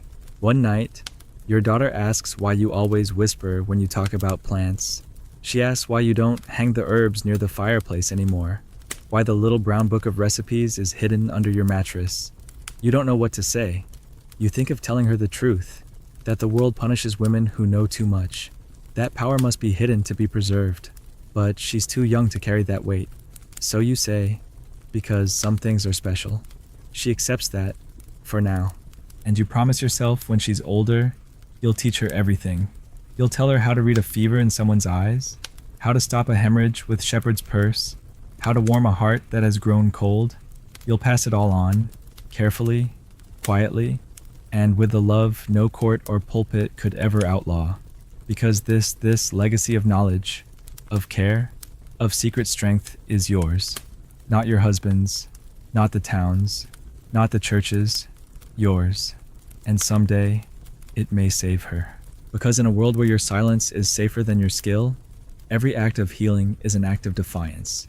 And every woman who carries that defiance becomes a thread in the invisible tapestry that stretches across centuries, a network of hands, a lineage of whispered wisdom. A history they tried to bury beneath sermons and suspicion, but which still pulses beneath the surface, waiting to bloom again. You wake up before the rooster again, not because you want to, but because you have to. The house demands it. The chickens must be fed, the hearth stirred to life, the dough kneaded before the sun clears the horizon, and after that, the rest waits potatoes to be peeled, cloth to be dyed, pails to be hauled from the well that's colder every morning. Your husband is still asleep when you slip past the door, shawl knotted at your throat, hands already cracked from lie and weather. Out in the field, the soil squishes underfoot, damp from the night's fog, and your fingers go numb before your back even begins to ache. This land is not yours, not by deed, not by law, not by name, but your life is embedded in it deeper than any root. You sow, you weed, you pluck, you carry, and yet you own nothing. If your husband dies, his cousin might take it. If you leave, you lose it. If you stay, you serve it.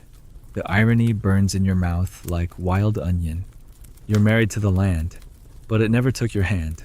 There are women like you on every road, every path winding through the colonies. Their heads are down, their sleeves rolled, their muscles wiry with quiet fury. They do not complain, not where others can hear, but they work harder than oxen, quieter than wheels. You've heard it said that a man's wealth is measured in acres, but in truth, it's measured in the invisible labor of the woman beside him.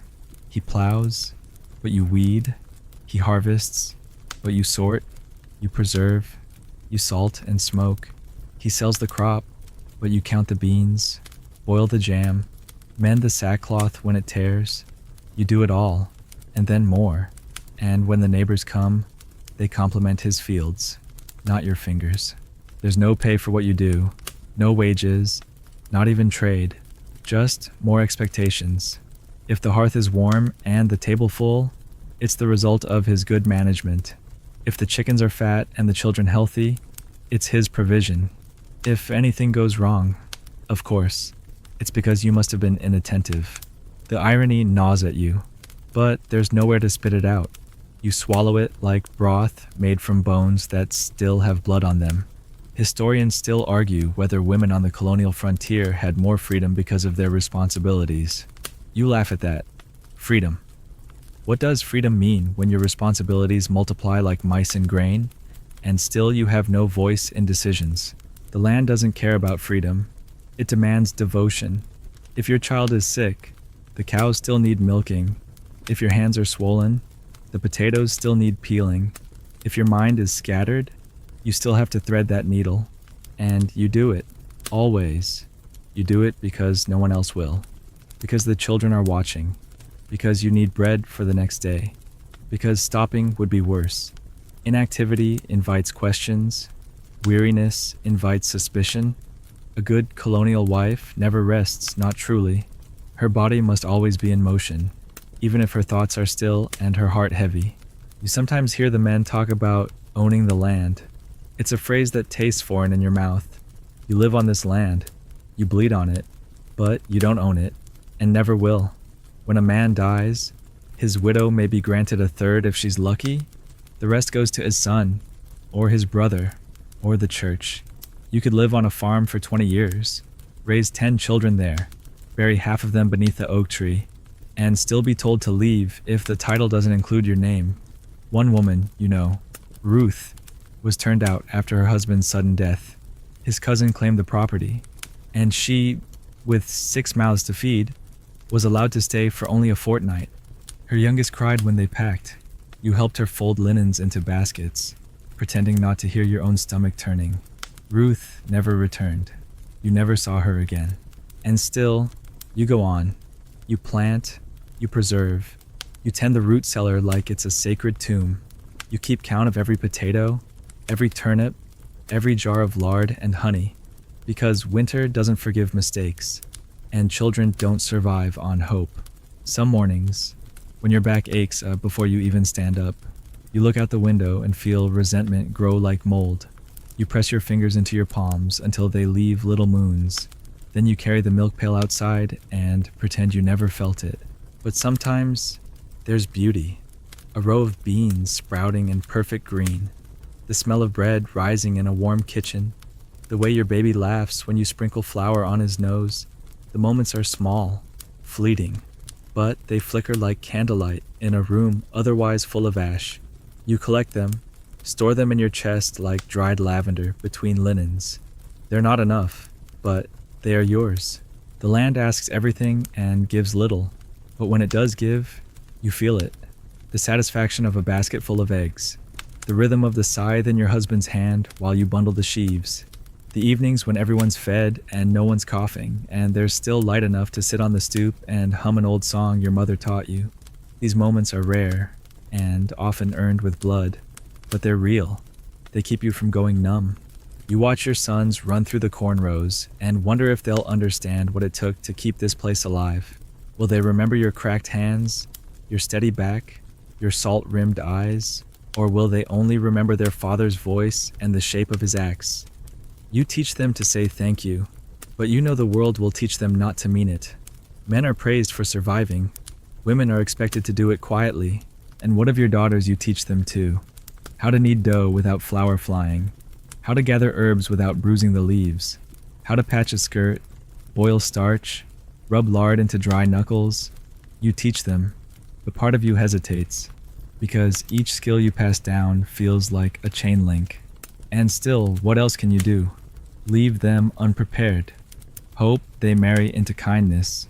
Hope they don't get sent away if their husband dies and the land is claimed by a stranger. Some nights, after the children sleep and the embers glow low in the hearth, you step outside and look at the stars. The same stars that hung over your mother and her mother. You wonder if they ever felt this kind of tiredness, not just of body, but of identity. You wonder if they dreamed of walking away from their plots of land and disappearing into the trees, living on berries and wind, and no one's permission. You wonder if that dream ever made it past morning. Probably not. Like you, they rose, pulled on their dresses, and started again. You're married to the land, not by choice, but by survival. You didn't vow your loyalty, but it was assumed. The soil takes your strength. The sun takes your skin, the wind takes your breath, and still you remain. Not because you're weak, but because, astonishingly, you endure. You endure when the barn leaks, when the well dries, when your husband comes home with silence in his eyes and sweat on his collar. You endure because someone must, and no one else has ever volunteered. The land never thanks you, but your children might, one day. Or maybe your daughter's daughter will find your old apron, the one with a seed pouch stitched into the lining, and realize what it meant. Maybe she'll plant something in her own garden, in a world with different rules, and think of you. Maybe he dies on a Tuesday, just past dusk, and no one prepares you for how quiet the house becomes. The kind of quiet that isn't peace, but wait, not long ago, you might have imagined widowhood as a kind of freedom, a release from the gaze, the expectations, the rules of obedience. But now, sitting by the fire with your hand still, and your apron still tied, you feel the strangeness of it crawl up your back like a spider with ice-tipped legs. You are no longer wife, and yet, you are not free. You are widow. A word with more edges than you ever guessed. The neighbors come, of course. They murmur condolences and bring you stew and soft bread, and awkward hands on your shoulder. They say you were a good wife, that you'll be looked after, that you must rest. But what they mean is stay quiet. Don't cry too loud. Don't act too glad. Don't do anything strange now that he's gone. Widowhood might come with a sliver of property if you're lucky, a little money if you're blessed, but never autonomy. That, even now, remains a fantasy. For the first few days, you're too exhausted to think. You rise early, out of habit, only to realize there's no one to fetch water for. The bed beside you stays undisturbed, and you don't know whether to smooth the sheets or leave the impression of his absence. The children cling to your skirts, confused, some too young to understand death, others old enough to worry about what comes next. You try to be steady, but your thoughts flicker like candles in a draft. What happens now, you don't know, because everything you've built, managed, and worked for all these years belongs, by law, to his name. And now that he's gone, you live in a legal limbo. Your home is not yours. Your livestock, your land, your harvest, your tools, they all technically pass into the hands of a male heir, or a trustee, or a court that doesn't know you and doesn't care. You read that in a will once. When your neighbor's husband died, she was granted a third of the estate for her maintenance and comfort, while the rest was handed to her eldest son. She cooked in that kitchen for 40 years, bore 11 children under that roof, buried 5 of them beneath the orchard, and still, the house was never hers. You remember the way her mouth tightened when she was told she could stay in the back room if her son allowed it. Now, sitting at your own hearth, you wonder if the same will happen to you. You look around at the things you scrubbed, mended, polished, and folded into order for decades, and you realize they might already be slipping from your fingers. Widowhood does not restore your identity. It only shifts your shadow. Historians still debate whether widowhood was empowering for colonial women or merely another cage shaped differently. And you think it's both. You can breathe a little now. You don't have to watch your tone at dinner. You don't have to fear the rustle of bed sheets in the night. No one tells you not to speak at the table, but in return, the world steps away from you. Slowly, politely, permanently. You are a woman alone, and a woman alone makes people nervous. They don't know where to place you, what to expect from you. You are no longer watched over, but now, you are watched. The court summons you within a week, not to ask if you're well, but to decide what you may keep. The proceedings are formal, dry, and carried out entirely by men. You sit on a wooden bench and try to keep your hands from shaking as your husband's name is read again and again, while yours appears only as a footnote. They read the inventory of your life like a shopping list: 1 iron kettle, 2 cows, a set of pewter spoons, 3 blankets, 1 loom. The magistrate doesn't look at you when he speaks. His voice is clipped, his tone indifferent. You want to scream, "Don't you see my hands in every thread of that blanket? My sweat in the milk from those cows? My blood soaked into that floorboard after the miscarriage?" But you say nothing. You nod when asked. You sign, "We're told." You leave with fewer things than you came with. They call it your widow's third, a legal consolation prize, enough to keep you fed and clothed, if barely, enough to keep you from starving, but not enough to stand. Your eldest son, now the new head of the household, is respectful but different. He makes decisions without you now. He speaks more firmly. He refers to the farm as his.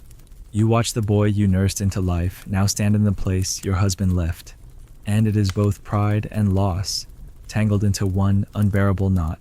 You try to find your footing. You take over the books. If he lets you, you manage the chickens, the drying herbs, the linen chest, but each task feels borrowed, temporary, as if you're caring for something that could be taken back at any moment. You've heard stories of widows forced to remarry quickly, not for love, but for survival. A widow without a male relative is a loose end, a problem to be solved. You've also heard of those who refused, who lived quietly alone until their deaths, tending small gardens and speaking only when necessary. You don't know which path will be yours. Both feel like exile, just in different dialects. Loneliness arrives in ways you don't expect, not just in the empty bed or the cold chair, but in the absence of being asked. No one asks how your day was. No one reaches for your hand without expecting something in return. Your silence stretches longer, your steps slow. You begin speaking to the dog more often, to the kettle, to the breeze. You find comfort in the rhythm of the chores, the scraping, the sweeping, the kneading. They give shape to the hours. They distract you from the cavern opening beneath your feet. And yet, within this slow erasure, something begins to bloom. Very small, very quiet. The realization that for the first time in decades, no one controls your breath. You can rise when you want. You can sit by the fire and read. You can leave the window open past dusk without being told it's too cold. You can think, really think, about who you were before, about who you might still become. There is sorrow, yes, but there is also space. It is not freedom, not yet. but it is the first room you've had to breathe in a long time. You walk the boundary of the property sometimes, just to remind yourself where the edges are. You run your fingers along the rough fence post, trace the old stone wall, pause at the graves by the orchard. You stand before his stone, reading the name you once spoke in every sentence, now carved in cold permanence. You whisper nothing, you just stand, and then you turn back toward the house, still yours for now. Your neighbors stop by less frequently. Some don't know what to say. Some say too much. They offer advice wrapped in pity. They speak of God's plan, of perseverance, of blessings in disguise. You nod, thank them, walk them out. You do not tell them about the strange lightness in your chest that follows their departure, the tiny, defiant voice that sometimes says, "You are still here." You find the old mortar and pestle, the ones you'd hidden during the worst of the gossip years. You grind thyme and sage and fennel, not for healing, but because the motion feels like memory. You stitch again, not initials into hymns, but patterns into cloth leaves, stars, spirals, things no one else will read. You hum songs no one else sings anymore. You sit in the stillness, not as a woman discarded, but as a woman returned to herself, partially, hesitantly, beautifully, because widowhood, in this world, is not an ending. It is not freedom either. It is something else, a waiting room, a veil between worlds. And in that veil, if you are quiet and careful, you might reclaim your name not out loud, but within. You might remember what it meant to choose your own silence. And when the day comes that they ask again, whether you'll marry, whether you'll move, whether you'll hand over what little you've kept, you might look them in the eye, and for the first time in years, say one word with complete, unwavering clarity.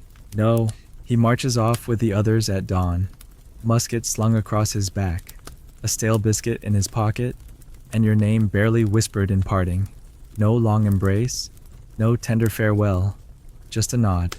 You stand in the doorway of your home, though now, truly, you are the only one who will keep it standing, and you watch him disappear into the tree line, swallowed by the fog that always hangs over the hills in early spring.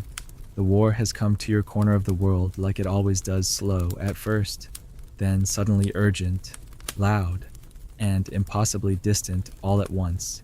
He leaves not because he's brave, but because he's expected to. They all are. The town sends him off with scripture and song, while you remain behind with nothing but silence and the list of chores that never shrinks. And when the drums fade and the dust settles, no one turns to you and says, "You are now the head of this household." But you are. You must be. Because someone has to be, and the world keeps spinning regardless of who's home to see it. Your days change. But also, they don't. There is more work, but no more credit. The animals still must be fed, the hearth kept hot, the children soothed, the garden weeded. But now, the plow must be pulled without him, the fence repaired by your hands alone, the bartering done in your voice, careful and neutral and soft enough not to seem threatening. You learn quickly how to carry things differently, not just the buckets and firewood, but the role itself. You begin to understand how much he used to say yes for you, how many decisions you thought were joint that were really just passed down. Now, the decisions are yours, but without recognition. You are a ghost at the town meetings, a whisper at the blacksmith's door. You come alone to the market, and the men call you Mrs., but do not look you in the eye. It becomes clear that authority, even in absence, still belongs to men. Your husband might be 100 miles away, dodging bullets and fleas, but his name still owns your land. His signature still governs the grain store. You are merely the steward of what he left behind, not the owner. If you were to sell a cow, you'd need a witness. If you wanted to make a larger purchase, you'd need a letter from the front confirming permission. And what if he never returns? What if he dies in the mud or is buried in some shallow trench without a marker? Then the question isn't whether you will inherit, it's whether you'll be allowed to stay. Historians still argue whether women's roles expanded during wartime or whether they simply bent further under pressure. But you feel the truth in your bones. You were always capable. They just finally noticed because now they had to. You don't rise to the occasion, you continue surviving. But now, you do it alone. And that solitude shapes you. It makes your voice a little louder in your throat. It makes your hands callous in new places. You begin to understand the layout of the barn, the weight of nails, the seasons of crops. Things you were once only allowed to observe, now you execute with precision. Other women live this too. Some grow bold, offering services long reserved for men mending tools, managing taverns, even driving wagons between towns. They don't brag. They just do it, quietly, efficiently, because if they hesitate, someone else will step in and decide for them. You trade with them, sew beside them, exchange glances that carry more meaning than entire sermons. There is an understanding among you, a silent network of women running farms and lives under the illusion that nothing has changed. You don't meet to speak of it, that would be dangerous. But you share tips, goods, even warnings. You're watching each other now. You have to. The church does not acknowledge your new labor. The minister still preaches about obedience, about the husband as the head of the household, about the virtue of submission. You sit there, your fingers raw, your shoulders aching from carrying both harvest and child, and you wonder if he's ever hoisted a sack of flour. The irony burns deeper every week, but you nod, you sing the hymns, because there's no room for rebellion. You've already taken more space than they'd like. The only way to survive is to make it look like nothing has changed, even as everything has. You write letters to your husband, faithful, dutiful, filled with news of the children, the livestock, the crops. You do not mention the long nights, the broken axle you fixed yourself, the trade you brokered with a neighbor who tried to short you on beans. You leave out the part where the sheriff questioned your right to enter your husband's shed. You do not tell him you cried once, not because of grief, but because of rage, pure, helpless rage at being so utterly essential and still treated like a placeholder.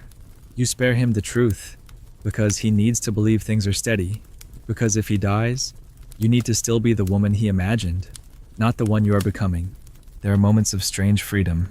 You eat when you choose, you sit longer in the evening, you teach the children your way, not his. You leave your hair untied some mornings, just because, and sometimes, when you walk through the fields and feel the sun on your arms, you wonder, is this what it feels like to live without being seen as an extension of someone else? You don't dare name it aloud, not even in thought, but the question hangs, golden and dangerous, in the air. Your son begins asking more questions.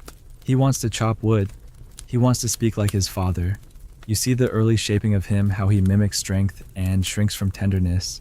You try to soften it, teach him how to care for the sick lamb, how to gather eggs gently, how to speak without raising his voice.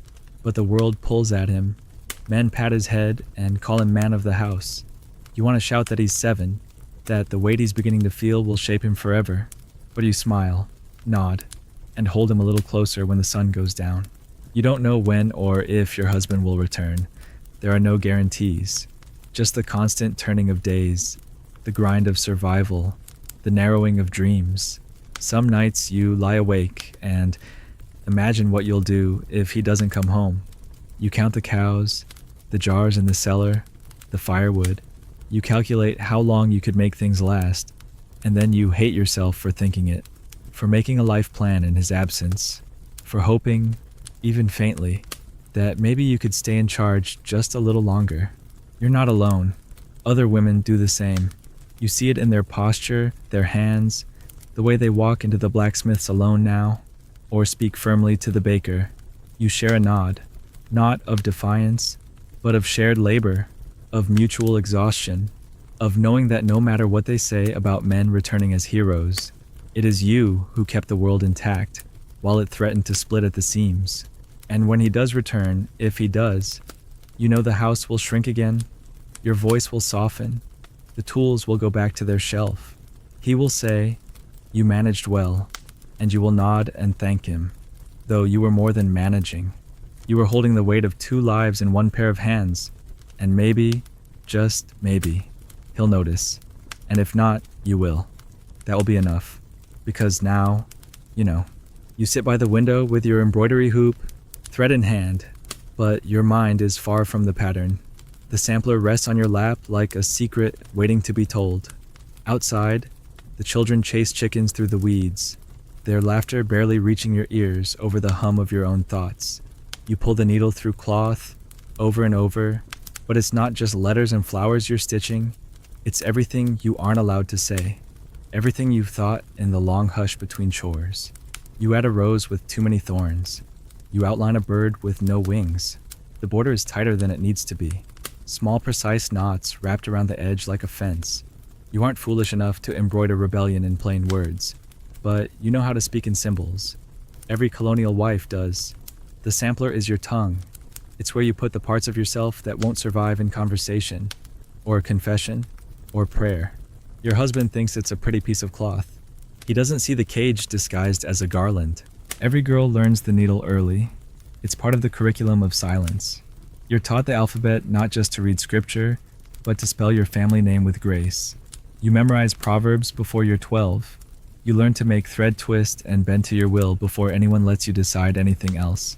It's the one place where your choices are fully yours. What color thread? What shape of vine? What hidden word slipped into the leaves? No one thinks to check. The men pass by your work, admiring only the neatness. The other women might see more.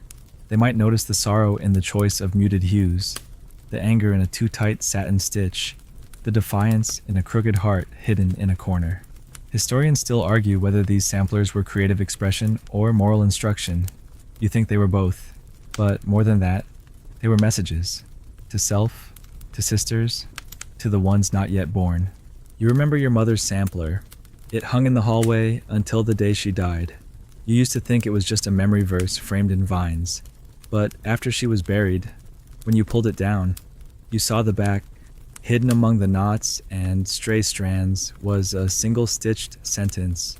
Too faint to read without tilting the cloth to the light. I once dreamed of silence that was mine. You sat on the floor with it in your hands, the floor cold through your skirt, and understood for the first time that you were not alone, not in your restlessness, not in your quiet hunger. She, too, had tried to speak, in a language the men couldn't decode, in a thread too fine to cut. Your own daughter begins her first sampler with shaky hands and a furrowed brow. You show her how to anchor the thread, how to keep the tension even, how to gently unpick a mistake. She asks if she can sew a rabbit. You say yes. She asks if she can stitch a sun instead of a star. You say yes again. You don't say, "This is where your voice can live." You don't say, "Hide what you must," but never stop making it. But she hears it anyway. You see it in the way her mouth presses closed when she concentrates, the way she leans forward over the cloth like it's something sacred. And it is. In this world, a girl's sampler is her first journal, her only canvas, the one thing she can create without permission so long as it looks lovely when finished. There are women whose samplers tell whole stories. One neighbor, quiet as fog, stitched an entire map of her property's garden, except the rows were shaped like words, not yet dead. Another woman added black thread to her border, slowly, over years, until it formed the silhouette of a woman with her back turned. No one noticed, or if they did, they pretended not to. You don't talk about what you see in other women's samplers. It's a kind of privacy that exists beyond politeness, like the secret nod shared by women who bleed together or bury their infants in the same patch of orchard. The sampler is sacred. You don't mock what another has sown, and you, with your hand steady and your needle sharp, learn to say things in thread that you cannot say with breath. You embroider your miscarried child's name into a leaf. You stitch a snake under the tulips. You line your borders with tiny flames. No one remarks on it. No one ever does, because the cloth is for display. But the message is always for someone who looks deeper. You hope one day your daughter will look deeper. You hope she'll press her fingers against the silk and feel the weight of your silence turned into pattern. Maybe she'll add her own. Maybe her stitches will be bolder, brighter. Maybe her thread won't need to hide. You wonder sometimes what would happen if you stitched the truth, "I am angry. I am tired. I want more." Would anyone even notice? Or would they simply admire your careful letters and praise your needlework? You think they'd look right at the rage and see only roses. That's the beauty and cruelty of it. You can tell the truth as loud as you like, so long as it's pretty, and so you keep sewing, not because you've given up, but because this is your protest. Quiet, deliberate, sharp as a thorn. Your husband once asked if you could sew his name into a handkerchief. You did, of course, in blue thread, with careful serifs. But you also added a tiny bird flying away, just beneath the hem. He never noticed. Or if he did, he said nothing. Men rarely notice what doesn't shout, and that is your advantage. They watch for rebellion in fire, in fists, in shouted prayers, not in petals, not in linen. There's a moment, one spring, when your daughter brings you a scrap of cloth and says, "Is this right?" She's stitched her name and a small crooked moon beside it. You nod. Perfect. She beams. But you see it. The stitch is too tight in places. The curve too sharp. She's learning to hide things already. You want to tell her to be careful, but also to never stop, because this world may not ask what she thinks. But one day, someone will look at her sampler and see the way she shaped her letters, the rhythm of her thread, the secret she left in plain sight, and they will know she lived, fully, fiercely, silently. The sampler hangs on the wall above the hearth now. Visitors admire it often. They comment on your skill, your patience. They ask if you'll make one for the church. You smile and nod and say, maybe, but you won't. The church wouldn't understand the symbols. The serpent coiled among the berries, the flower with a missing petal, the initials placed just slightly out of order. These are not mistakes. They are declarations. Because you are not voiceless, you are encoded. And in every stitch, you whisper, "I was here. I saw everything. I remember." You've thought about it. Of course, every woman has. The secret daydream with no script and no hymns. Just a door opening and your feet stepping out without him. But in this world, there's a difference between thinking and doing. And crossing that threshold comes at a cost most women can't afford. Divorce is not just rare, it's heretical. It means shame, exile, and often ruin. You may not love him, you may not even like him, but if you leave, you become the problem. You become dangerous. In colonial America, a woman who asks for divorce might as well be asking for public execution, not of her body, but of her name. And your name is already fragile, already stitched to his in the church record books, carved in cursive in the family Bible, passed from mouth to mouth when the town gossips weigh a new baby's eyes. Your name has barely survived marriage. Divorce would erase it completely. You've seen it happen. Not often, but enough. A woman named Sarah in the next village tried it. Her husband drank. He spent whole nights away. Came home with mud on his boots and bile in his voice.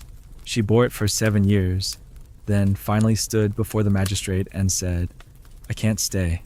Her voice was steady, but her hands shook. She had proof bruises, neighbors' testimonies, even a midwife who spoke on her behalf. And still, the town debated. Not his cruelty, but her rebellion. How dare she air their troubles? How dare she divide what God has joined? She was granted the divorce, but lost custody of her 2 sons. She lived above the cooper's shop after that, sewing, mending by candlelight for pennies. Children avoided her, ministers ignored her, people said she had a bitter spirit. No one ever said her husband's name again. It was only hers they stained. So you don't ask for divorce. You don't even whisper it. You just move through the days like a shadow with arms. You make his meals. You scrub his shirts. You smile when he speaks. He hasn't raised a hand to you yet, but he's raised his voice. He's called your names in front of the children. He's crushed you with silence and mocked you with kindness in public, knowing you have no recourse. He says you're lucky. He says others would have left you. He says all wives are miserable sometimes. He's not wrong. The law says you can leave for adultery or abandonment. But how do you prove abandonment when he comes home every night just to sneer? How do you prove adultery when the other woman never speaks? And even if you could prove it, would the court side with you? The judges are men. The laws are written by men. They see women like you as emotional, hysterical, ungrateful. A man who strays is tempted. A woman who leaves is unnatural. Historians still argue whether the legal framework of colonial divorce favored fairness or stability. You don't need a historian to tell you it was neither. You dream of running, just taking your children and walking into the woods until the trees swallow your name. But where would you go? Who would feed you? The world beyond your doorstep is not kind to women without a last name that matches a man's. Even the women who pity you would not take you in. They have husbands to appease, reputations to maintain, and deep down, they fear you, because you are the mirror they turn away from every day. If you leave, then they must admit it's possible, and that makes their silence harder to bear. You hear the word separation once in a whisper. A neighbor's cousin left her husband and moved in with her brother 2 counties away. No formal divorce, just distance. She kept her married name and told people her husband was ill. It was a compromise that preserved some dignity, but only just. She couldn't remarry. She couldn't reclaim her dowry. She was a ghost of a wife, lingering between 2 lives. You think about her when the house is quiet and the fire burns low. Could you do it? Could you pretend he was dead and build something from the ashes? Your children complicate everything.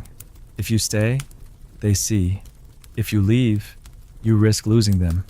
Your daughters might grow up thinking misery is normal. Your sons might grow up thinking cruelty is strength. You try to soften his sharpness in their eyes. You speak gently. You model patience. But you know it's not enough. You catch your eldest mimicking his father's tone. You catch your youngest flinching when a chair scrapes, and you know the cost is rising. Every day you stay, the ledger fills. There are nights when you lie in bed and imagine a different life. A cottage near the woods, a loom by the window, a warm kitchen where no voice rises above the clatter of spoons. It's foolish, maybe, but it keeps you alive. You imagine gathering herbs again, not in secret, but with pride. You imagine neighbors who greet you without suspicion, a room of your own, a key that belongs only to you.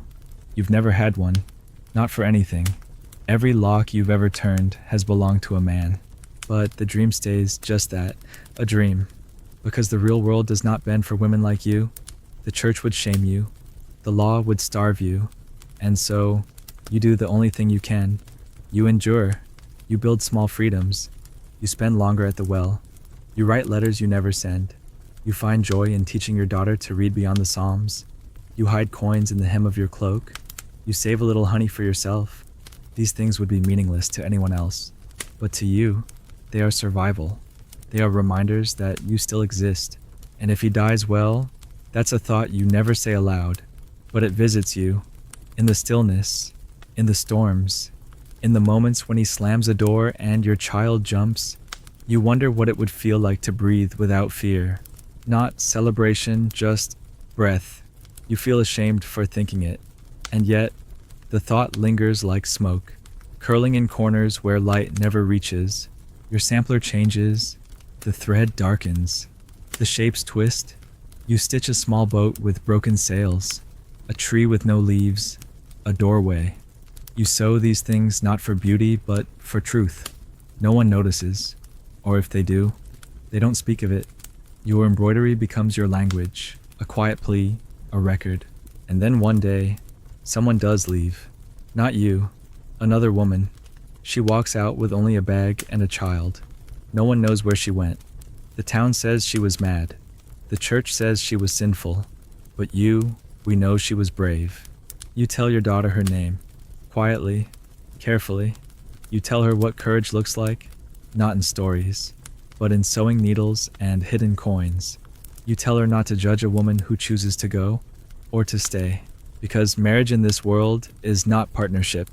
It's property law, it's ritual, it's performance. And divorce isn't just a breaking, it's an undoing. Not of love, but of personhood. You stay because you must, but that doesn't mean you agree. That doesn't mean you forget. You are still here, still thinking, still watching. You are the ledger, the scribe, the buried fire. And one day, when the walls shift and the world softens even just a little, your daughter will take your thread and stitch something new, something unshaped by shame, something wide enough for breath. Until then, you endure. There's no coin in your pocket, and there never has been. That jingling, Clinking power belongs to your husband, your father, your brother, your son, but never to you. You trade in other things, a jar of preserved pears for a spool of thread, 6 fresh eggs for a candle stub, a basket of herbs for a pair of wool socks, someone else's mother darned by firelight. In colonial America, women like you aren't forbidden from handling money outright. It's just never placed within reach. The economy hums around you, loud and masculine, inked in ledgers you'll never see. And so, you survive by building an economy of your own, one that has no name, no records, and no protections. It's not called business. It's called helping, neighboring, doing a kindness. But you know what it really is: skill, survival, work. You keep your hands moving and your ears open. You never call it income. But when your daughter outgrows her shoes and you trade 2 jars of lard for a used pair, you know you've earned something, even if the world pretends you haven't. You're not alone. Every woman you know is doing the same thing. One bakes more than she needs. One knits after her children sleep. One tends a garden far larger than her household can eat. No one calls it profit, but every bundle of sage handed over the fence, every dish of butter slid onto a neighbor's doorstep, carries unspoken value. You learn to sense it. The scale is invisible, but everyone feels its weight. The woman who sews your son's new breeches won't take payment, of course not, but she'll expect something in return by the end of the week. Maybe you'll help her with laundry. Maybe you'll sit with her sick child so she can rest. The exchange is not written. It's remembered. Tallied not in coin but in gesture. And heaven help the woman who forgets to settle her balance. Sometimes the men scoff at it. Just women's work, they say. Their mouths full of the pies you traded for soap. They don't see the web under their feet, the silent network of exchanges that keeps the community stitched together when coin runs dry and the roads turn to sludge. They don't understand that while they barter bushels and beasts, you and your kind are trading in care, in knowledge, in time, and time, is more precious than any silver piece. Historians still debate whether this informal female economy constituted resistance or necessity. You believe it was both. You've seen what happens when a woman's hands are tied, how quickly things unravel. And so, you never tie yours. You keep them busy, because idle hands have nothing to offer. There's danger in visibility. If you grow too successful, too skilled, people start to notice. They start to ask questions. You remember the woman who sold herbal tinctures to 3 different villages. She called them blessings in a bottle, and they worked too well. When she refused to barter them for less than she felt they were worth, the whispers began, prideful, greedy, unfeminine. Within a year, she was gone. No formal accusation, just a growing chill. Clients stopped coming, neighbors stopped nodding. Eventually, even her own sister stopped speaking to her. You don't know where she went, but you remember the look in her eye when she packed her jars. You've never forgotten it. So you stay small, strategic. You offer extra when no one asks. You call your most complex tasks hobbies. You give more than you must. It's not just generosity, it's protection. If you appear too independent, they'll wonder who taught you to live without a man. If you speak too confidently, they'll question whether you still need saving. And if they decide you don't, well, you've seen what happens to women who no longer serve a purpose. But within this tightrope walk, there's power. You know things. You know who's struggling to keep chickens alive through the frost, who's arguing behind closed shutters, who's borrowing more than they can repay. The informal economy is also an informal intelligence network. You don't gossip, exactly, but you listen, you connect, you remember. A good trade requires more than goods. It requires empathy, timing, discretion. You've learned to see the tremble in a neighbor's hands before she speaks. You've learned that a woman asking for lavender oil might really need something stronger for a bruise she doesn't name. Your husband doesn't understand it. He says he doesn't mind you keeping busy. He likes your pies. He's proud when someone compliments your quilting, but he never asks how many jars of jam you've traded this season, or how many favors you've accumulated. He doesn't see it as value, and you let him think that, because if he understood the full shape of your dealings, he might feel threatened, or worse, he might try to manage it. So you smile and say, just helping out. and then you quietly collect another dozen eggs. Sometimes you look at your hands and wonder what they're really worth. How many years have they measured flour, soothed fevered brows, patched worn sleeves? There's no ledger for it, no tithe, no certificate. But, you've bought shoes with those hands, medicine, time, even safety. You've paid for forgiveness with late-night stitching. You've earned favors that have saved your family from ruin more than once. And yet, you're still told your labor is light, domestic, not real. One winter, when the well freezes and the road to town is buried, your bartering becomes more than convenience. It becomes survival. You trade everything. Jars of broth for firewood, socks for candles, pickled cabbage for willow bark. The system pulses with urgency. You see women moving like veins beneath the snow, carrying warmth from one door to another, holding the town together in hands red with cold and chapped from wash water. The men speak of strength, but you know the truth. The town endures because women refuse to let it collapse. And then spring comes, and with it, coins, trade resumes. The men return from their negotiations, their hunting trips, their court proceedings, and your labor retreats again, folded back into quiet. No one thanks you, no one pays you, but the pantry is full, the children are well, and the debts, quiet as they were, are settled. You smile, you sweep, you do not speak of the work, but the other women know. You pass one on the road, and she nods. That's all.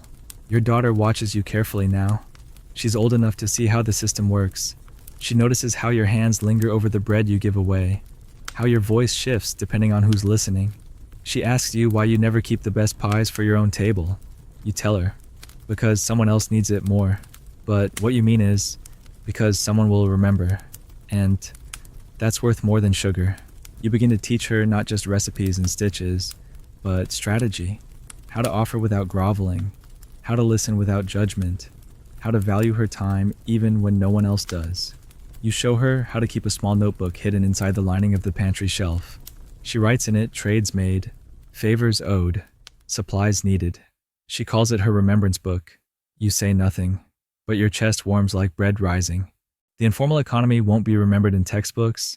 It won't be carved into marble or recorded in church minutes, but it hums beneath the surface of every colonial town like a second heartbeat. It is the reason children are fed, candles burn at night, wounds heal. It is the engine of care, quiet and relentless, and at its center, always, are women like you trading, tending, remembering, not for glory, not even for gratitude, but because someone must. It starts with a sound you try to forget, the creak of the stairs when he's in a mood, the snap of a belt being pulled too fast from its loops, the dull thud of a fist against the wooden table, not your body, not yet, but a warning. In colonial America, a husband's temper isn't just permitted, it's institutional. The same laws that declare you his helpmeet also declare him your keeper. And what a man keeps, he is allowed to discipline. It's written plainly in many colonial codes a husband may correct his wife, so long as her life is not endangered. And what counts as endangerment, that depends. If the bruises are in the right places, hidden beneath sleeves and skirts, and if your tone remains sweet, there's no crime, no scandal, no help. You learn early to navigate moods the way sailors read the wind. A storm gathering in his brow means dinner must be hotter, quicker, saltier. If he slams the door twice instead of once, you send the children outside. You adjust, you soften, you fold your voice in half. Historians still debate whether physical correction in marriage was seen as a last resort or a regular duty. But you don't need theory. You have practice. You've learned how to read the danger before it speaks. And still, sometimes, it finds you. When it happens, no one gasps, no one stares, not because they don't know, but because they do. Pain, in this world, is not always private, but it is always yours to carry. If your neighbor sees the swelling beneath your eye, she might offer extra herbs for your tea. She will not ask questions. She might lower her eyes. And in that silence, you understand the rules. You can cry, but only in the dark. You can break, but only quietly. You don't tell your daughter why you wince when you kneel. You don't want her to know this part yet, but she sees Children always see. She watches your mouth when he raises his voice. She notices the days you don't sing. One night, she places her doll under her apron and says, "I made supper for my husband." Her face is serious. You smile because you have to.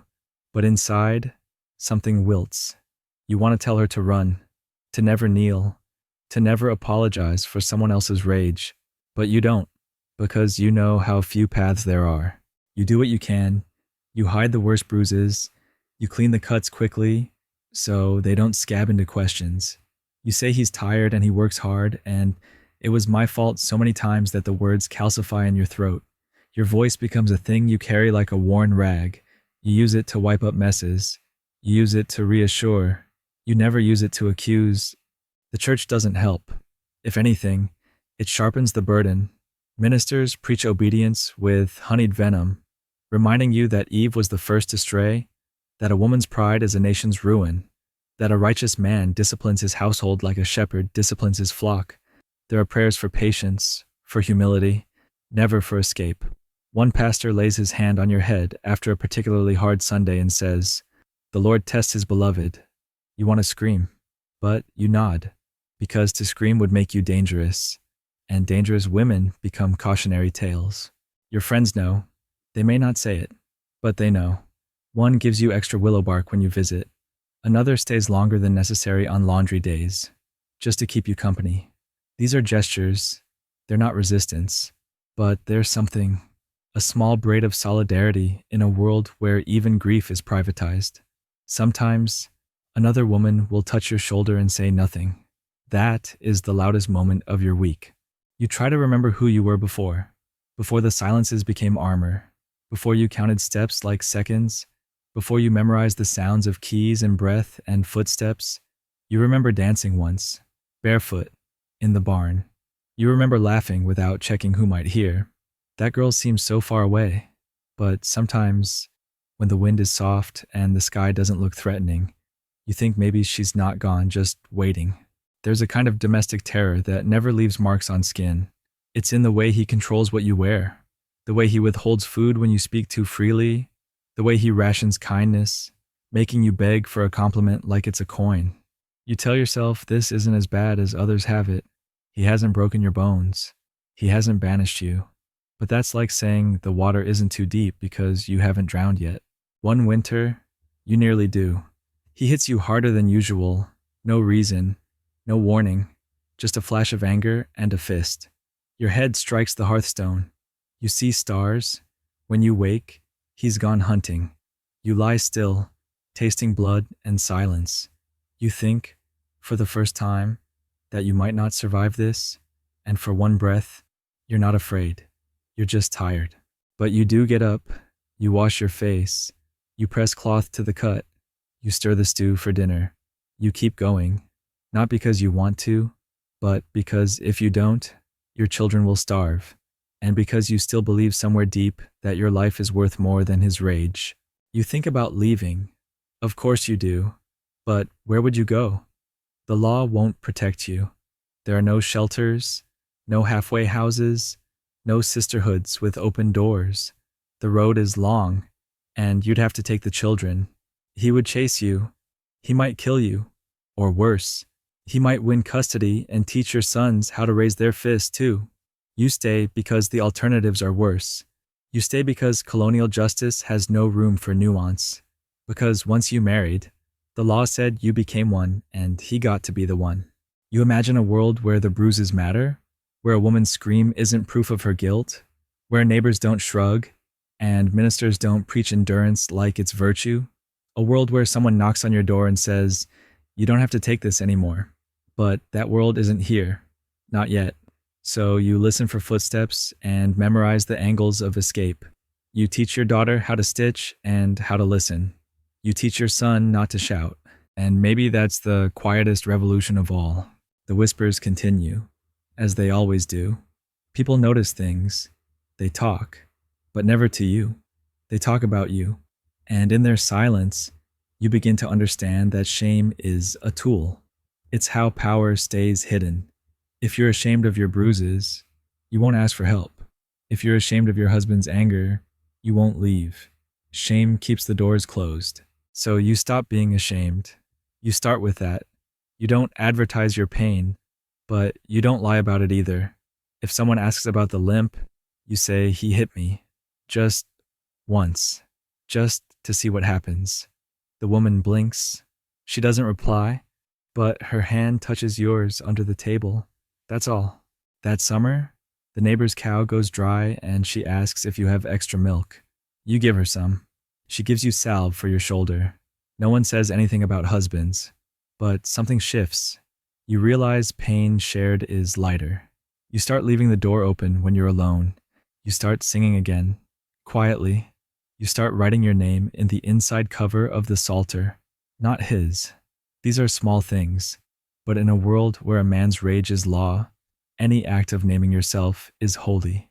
You know the violence may never stop, not in your house, not in your village, not in your time, but the legacy doesn't have to pass on.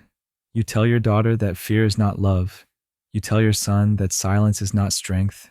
You tell them both to listen to others, to themselves, to the quiet voice inside that says this is wrong. You cannot change the laws. You cannot escape the roof you sleep under, but you can change the story they inherit. You can carve something gentle into the wood of your life and hope they find it. And sometimes that's enough. You leave behind no monument. No marble likeness stands in a square with your name carved beneath. No book records your size or the aching wear of your back. But open the attic and you are everywhere. In the boxes wrapped in yellowing linen. In the cedar-scented corners where time has folded over itself like the pages of an unread letter. Your life has not been erased. It has simply been stored. Out of sight. Beneath the dust and generations of forgetfulness. There, a bundle of baptism gowns you stitched while pregnant with your third child. Hands trembling from too many chores and not enough broth. Over there, a wedding bonnet you wore once. That day you whispered I do without really knowing to whom or what you were surrendering. And here, hidden in a cracked wooden chest beneath a quilt so worn its stars have faded, the journals you were never supposed to keep, the ink has bled, but the meaning holds. You didn't write grand truths. You noted when the barley sprouted too early, how your neighbor miscarried alone in a hayloft, and what the preacher said about pride last Sunday while his wife wore bruises. You documented bread recipes and the births of your children. You jotted little lines about feeling empty, about missing your mother, and tucked between the margins, there it is, your voice, the one the law ignored, the one the church tried to tame. It is soft, but steady, often frightened, but never quite silenced. Historians still argue whether women like you had any agency. They comb property records and court cases, but they never think to look in attics, or buttonholes, or the careful loops of penmanship that no one was meant to read. But that's where you are. That's where you've always been. Your granddaughter opens the chest one afternoon while looking for blankets. She expects moths. Instead, she finds you. Not the version she was told about the obedient helpmeet, the devoted wife, the silent shadow behind a hardworking man, but you, the real you, the one who stitched in secret, who bartered behind the barn, who prayed not for patience but for a storm strong enough to wash it all away. She reads your words, and she sees herself, the same tension in her jaw, the same tendency to over-apologize, the same need to hold everyone else's needs before her own. And for a moment, the past doesn't feel like history. It feels like inheritance. You never meant to leave a legacy. You meant to survive. But sometimes, survival is legacy. The fact that you kept going, that you laughed even when your teeth ached, that you danced barefoot in the kitchen when no one was watching, that you sang lullabies to babies who didn't live past winter, those are the roots she finds when everything else feels hollow. And suddenly, your life, tucked away in yellowed paper and cedar oil, becomes instruction. Be tender, be sharp, keep records, keep going. The attic holds other stories, too. A small wooden spoon worn thin from use, a baby's bonnet with a torn lace edge, a sampler stitched with vines and initials, and one strange line, I remember the fire, but not the warmth. What did you mean by that? She wonders if it refers to a hearth, a punishment, a passion. She will never know, but the mystery makes you more vivid, not less. She imagines you speaking those words in a whisper. She imagines you, meaning everyone. Outside, the house creaks in the wind. It is the same wind you once listened to, worried it would tear the thatch from the roof or bring your husband home drunk. Your great-granddaughter sits near the attic window, reading your notes in a shaft of golden light. She runs her fingers over your writing, tracing the loops like roads. There are no photos of you, no portraits, but this, that ink, that pain, that careful joy is enough. She knows your hand, she knows your life, and she vows quietly to speak it. That's the strange thing about memory. It doesn't always pass through official channels. It lingers in fabric, in scent, in the small choices made by someone centuries later. You were governed by laws that rendered you invisible, but even invisibility leaves a residue. The shape of your life is pressed into every woman who came after, even if they never knew your name. And now, as your story rises again through dust and silence, it whispers a different rule book, not one carved by lawmen or ministers, but one written in crumbs and blood, and thread care is resistance. Memory is rebellion. Softness is survival. Downstairs, your descendant begins to bake. She uses your recipe, the one you wrote on the back of a church bulletin in 1742. It calls for a heart steady as salt and flour enough to hold the grief. She wonders if it's a joke. She hopes it's not. She follows it exactly. And when the bread rises, she weeps, not because she's sad, but because something long buried has bloomed again. Outside, the modern world hums, cars, emails, notifications. But up here, in the hush of old beams and lost things, time folds gently. You are here, still working, still speaking, still loved. So now, with the attic shut and the bread cooling on the windowsill, you return to your pillow. The images still flicker hands threading needles under candlelight. Footsteps retreating down wooden stairs. A girl finding her grandmother in ink. Let them fade slowly. You've seen enough. You've seen what power looks like when it hides in plain linen, in recipes, in rooms never drawn on maps. You've seen what women survived, not because they were allowed, but because they refused to disappear completely. Let that knowledge settle in your chest, not as a weight, but as a warmth. Let it soothe you. The idea that no life, no matter how ruled, how erased, how folded behind another's name, is truly lost if someone remembers, even if that someone is you. Tonight, in this quiet room, listening to the hush between words, breathe in, breathe out. The house creaks, but it holds. The wind moves gently through the trees. Somewhere, a child sleeps with a stitch sampler at the end of her bed. Somewhere, an old journal waits for new hands. Somewhere, a woman you never met is baking something with your name on it. And here, right now, you are safe. You are still. You are more than remembered.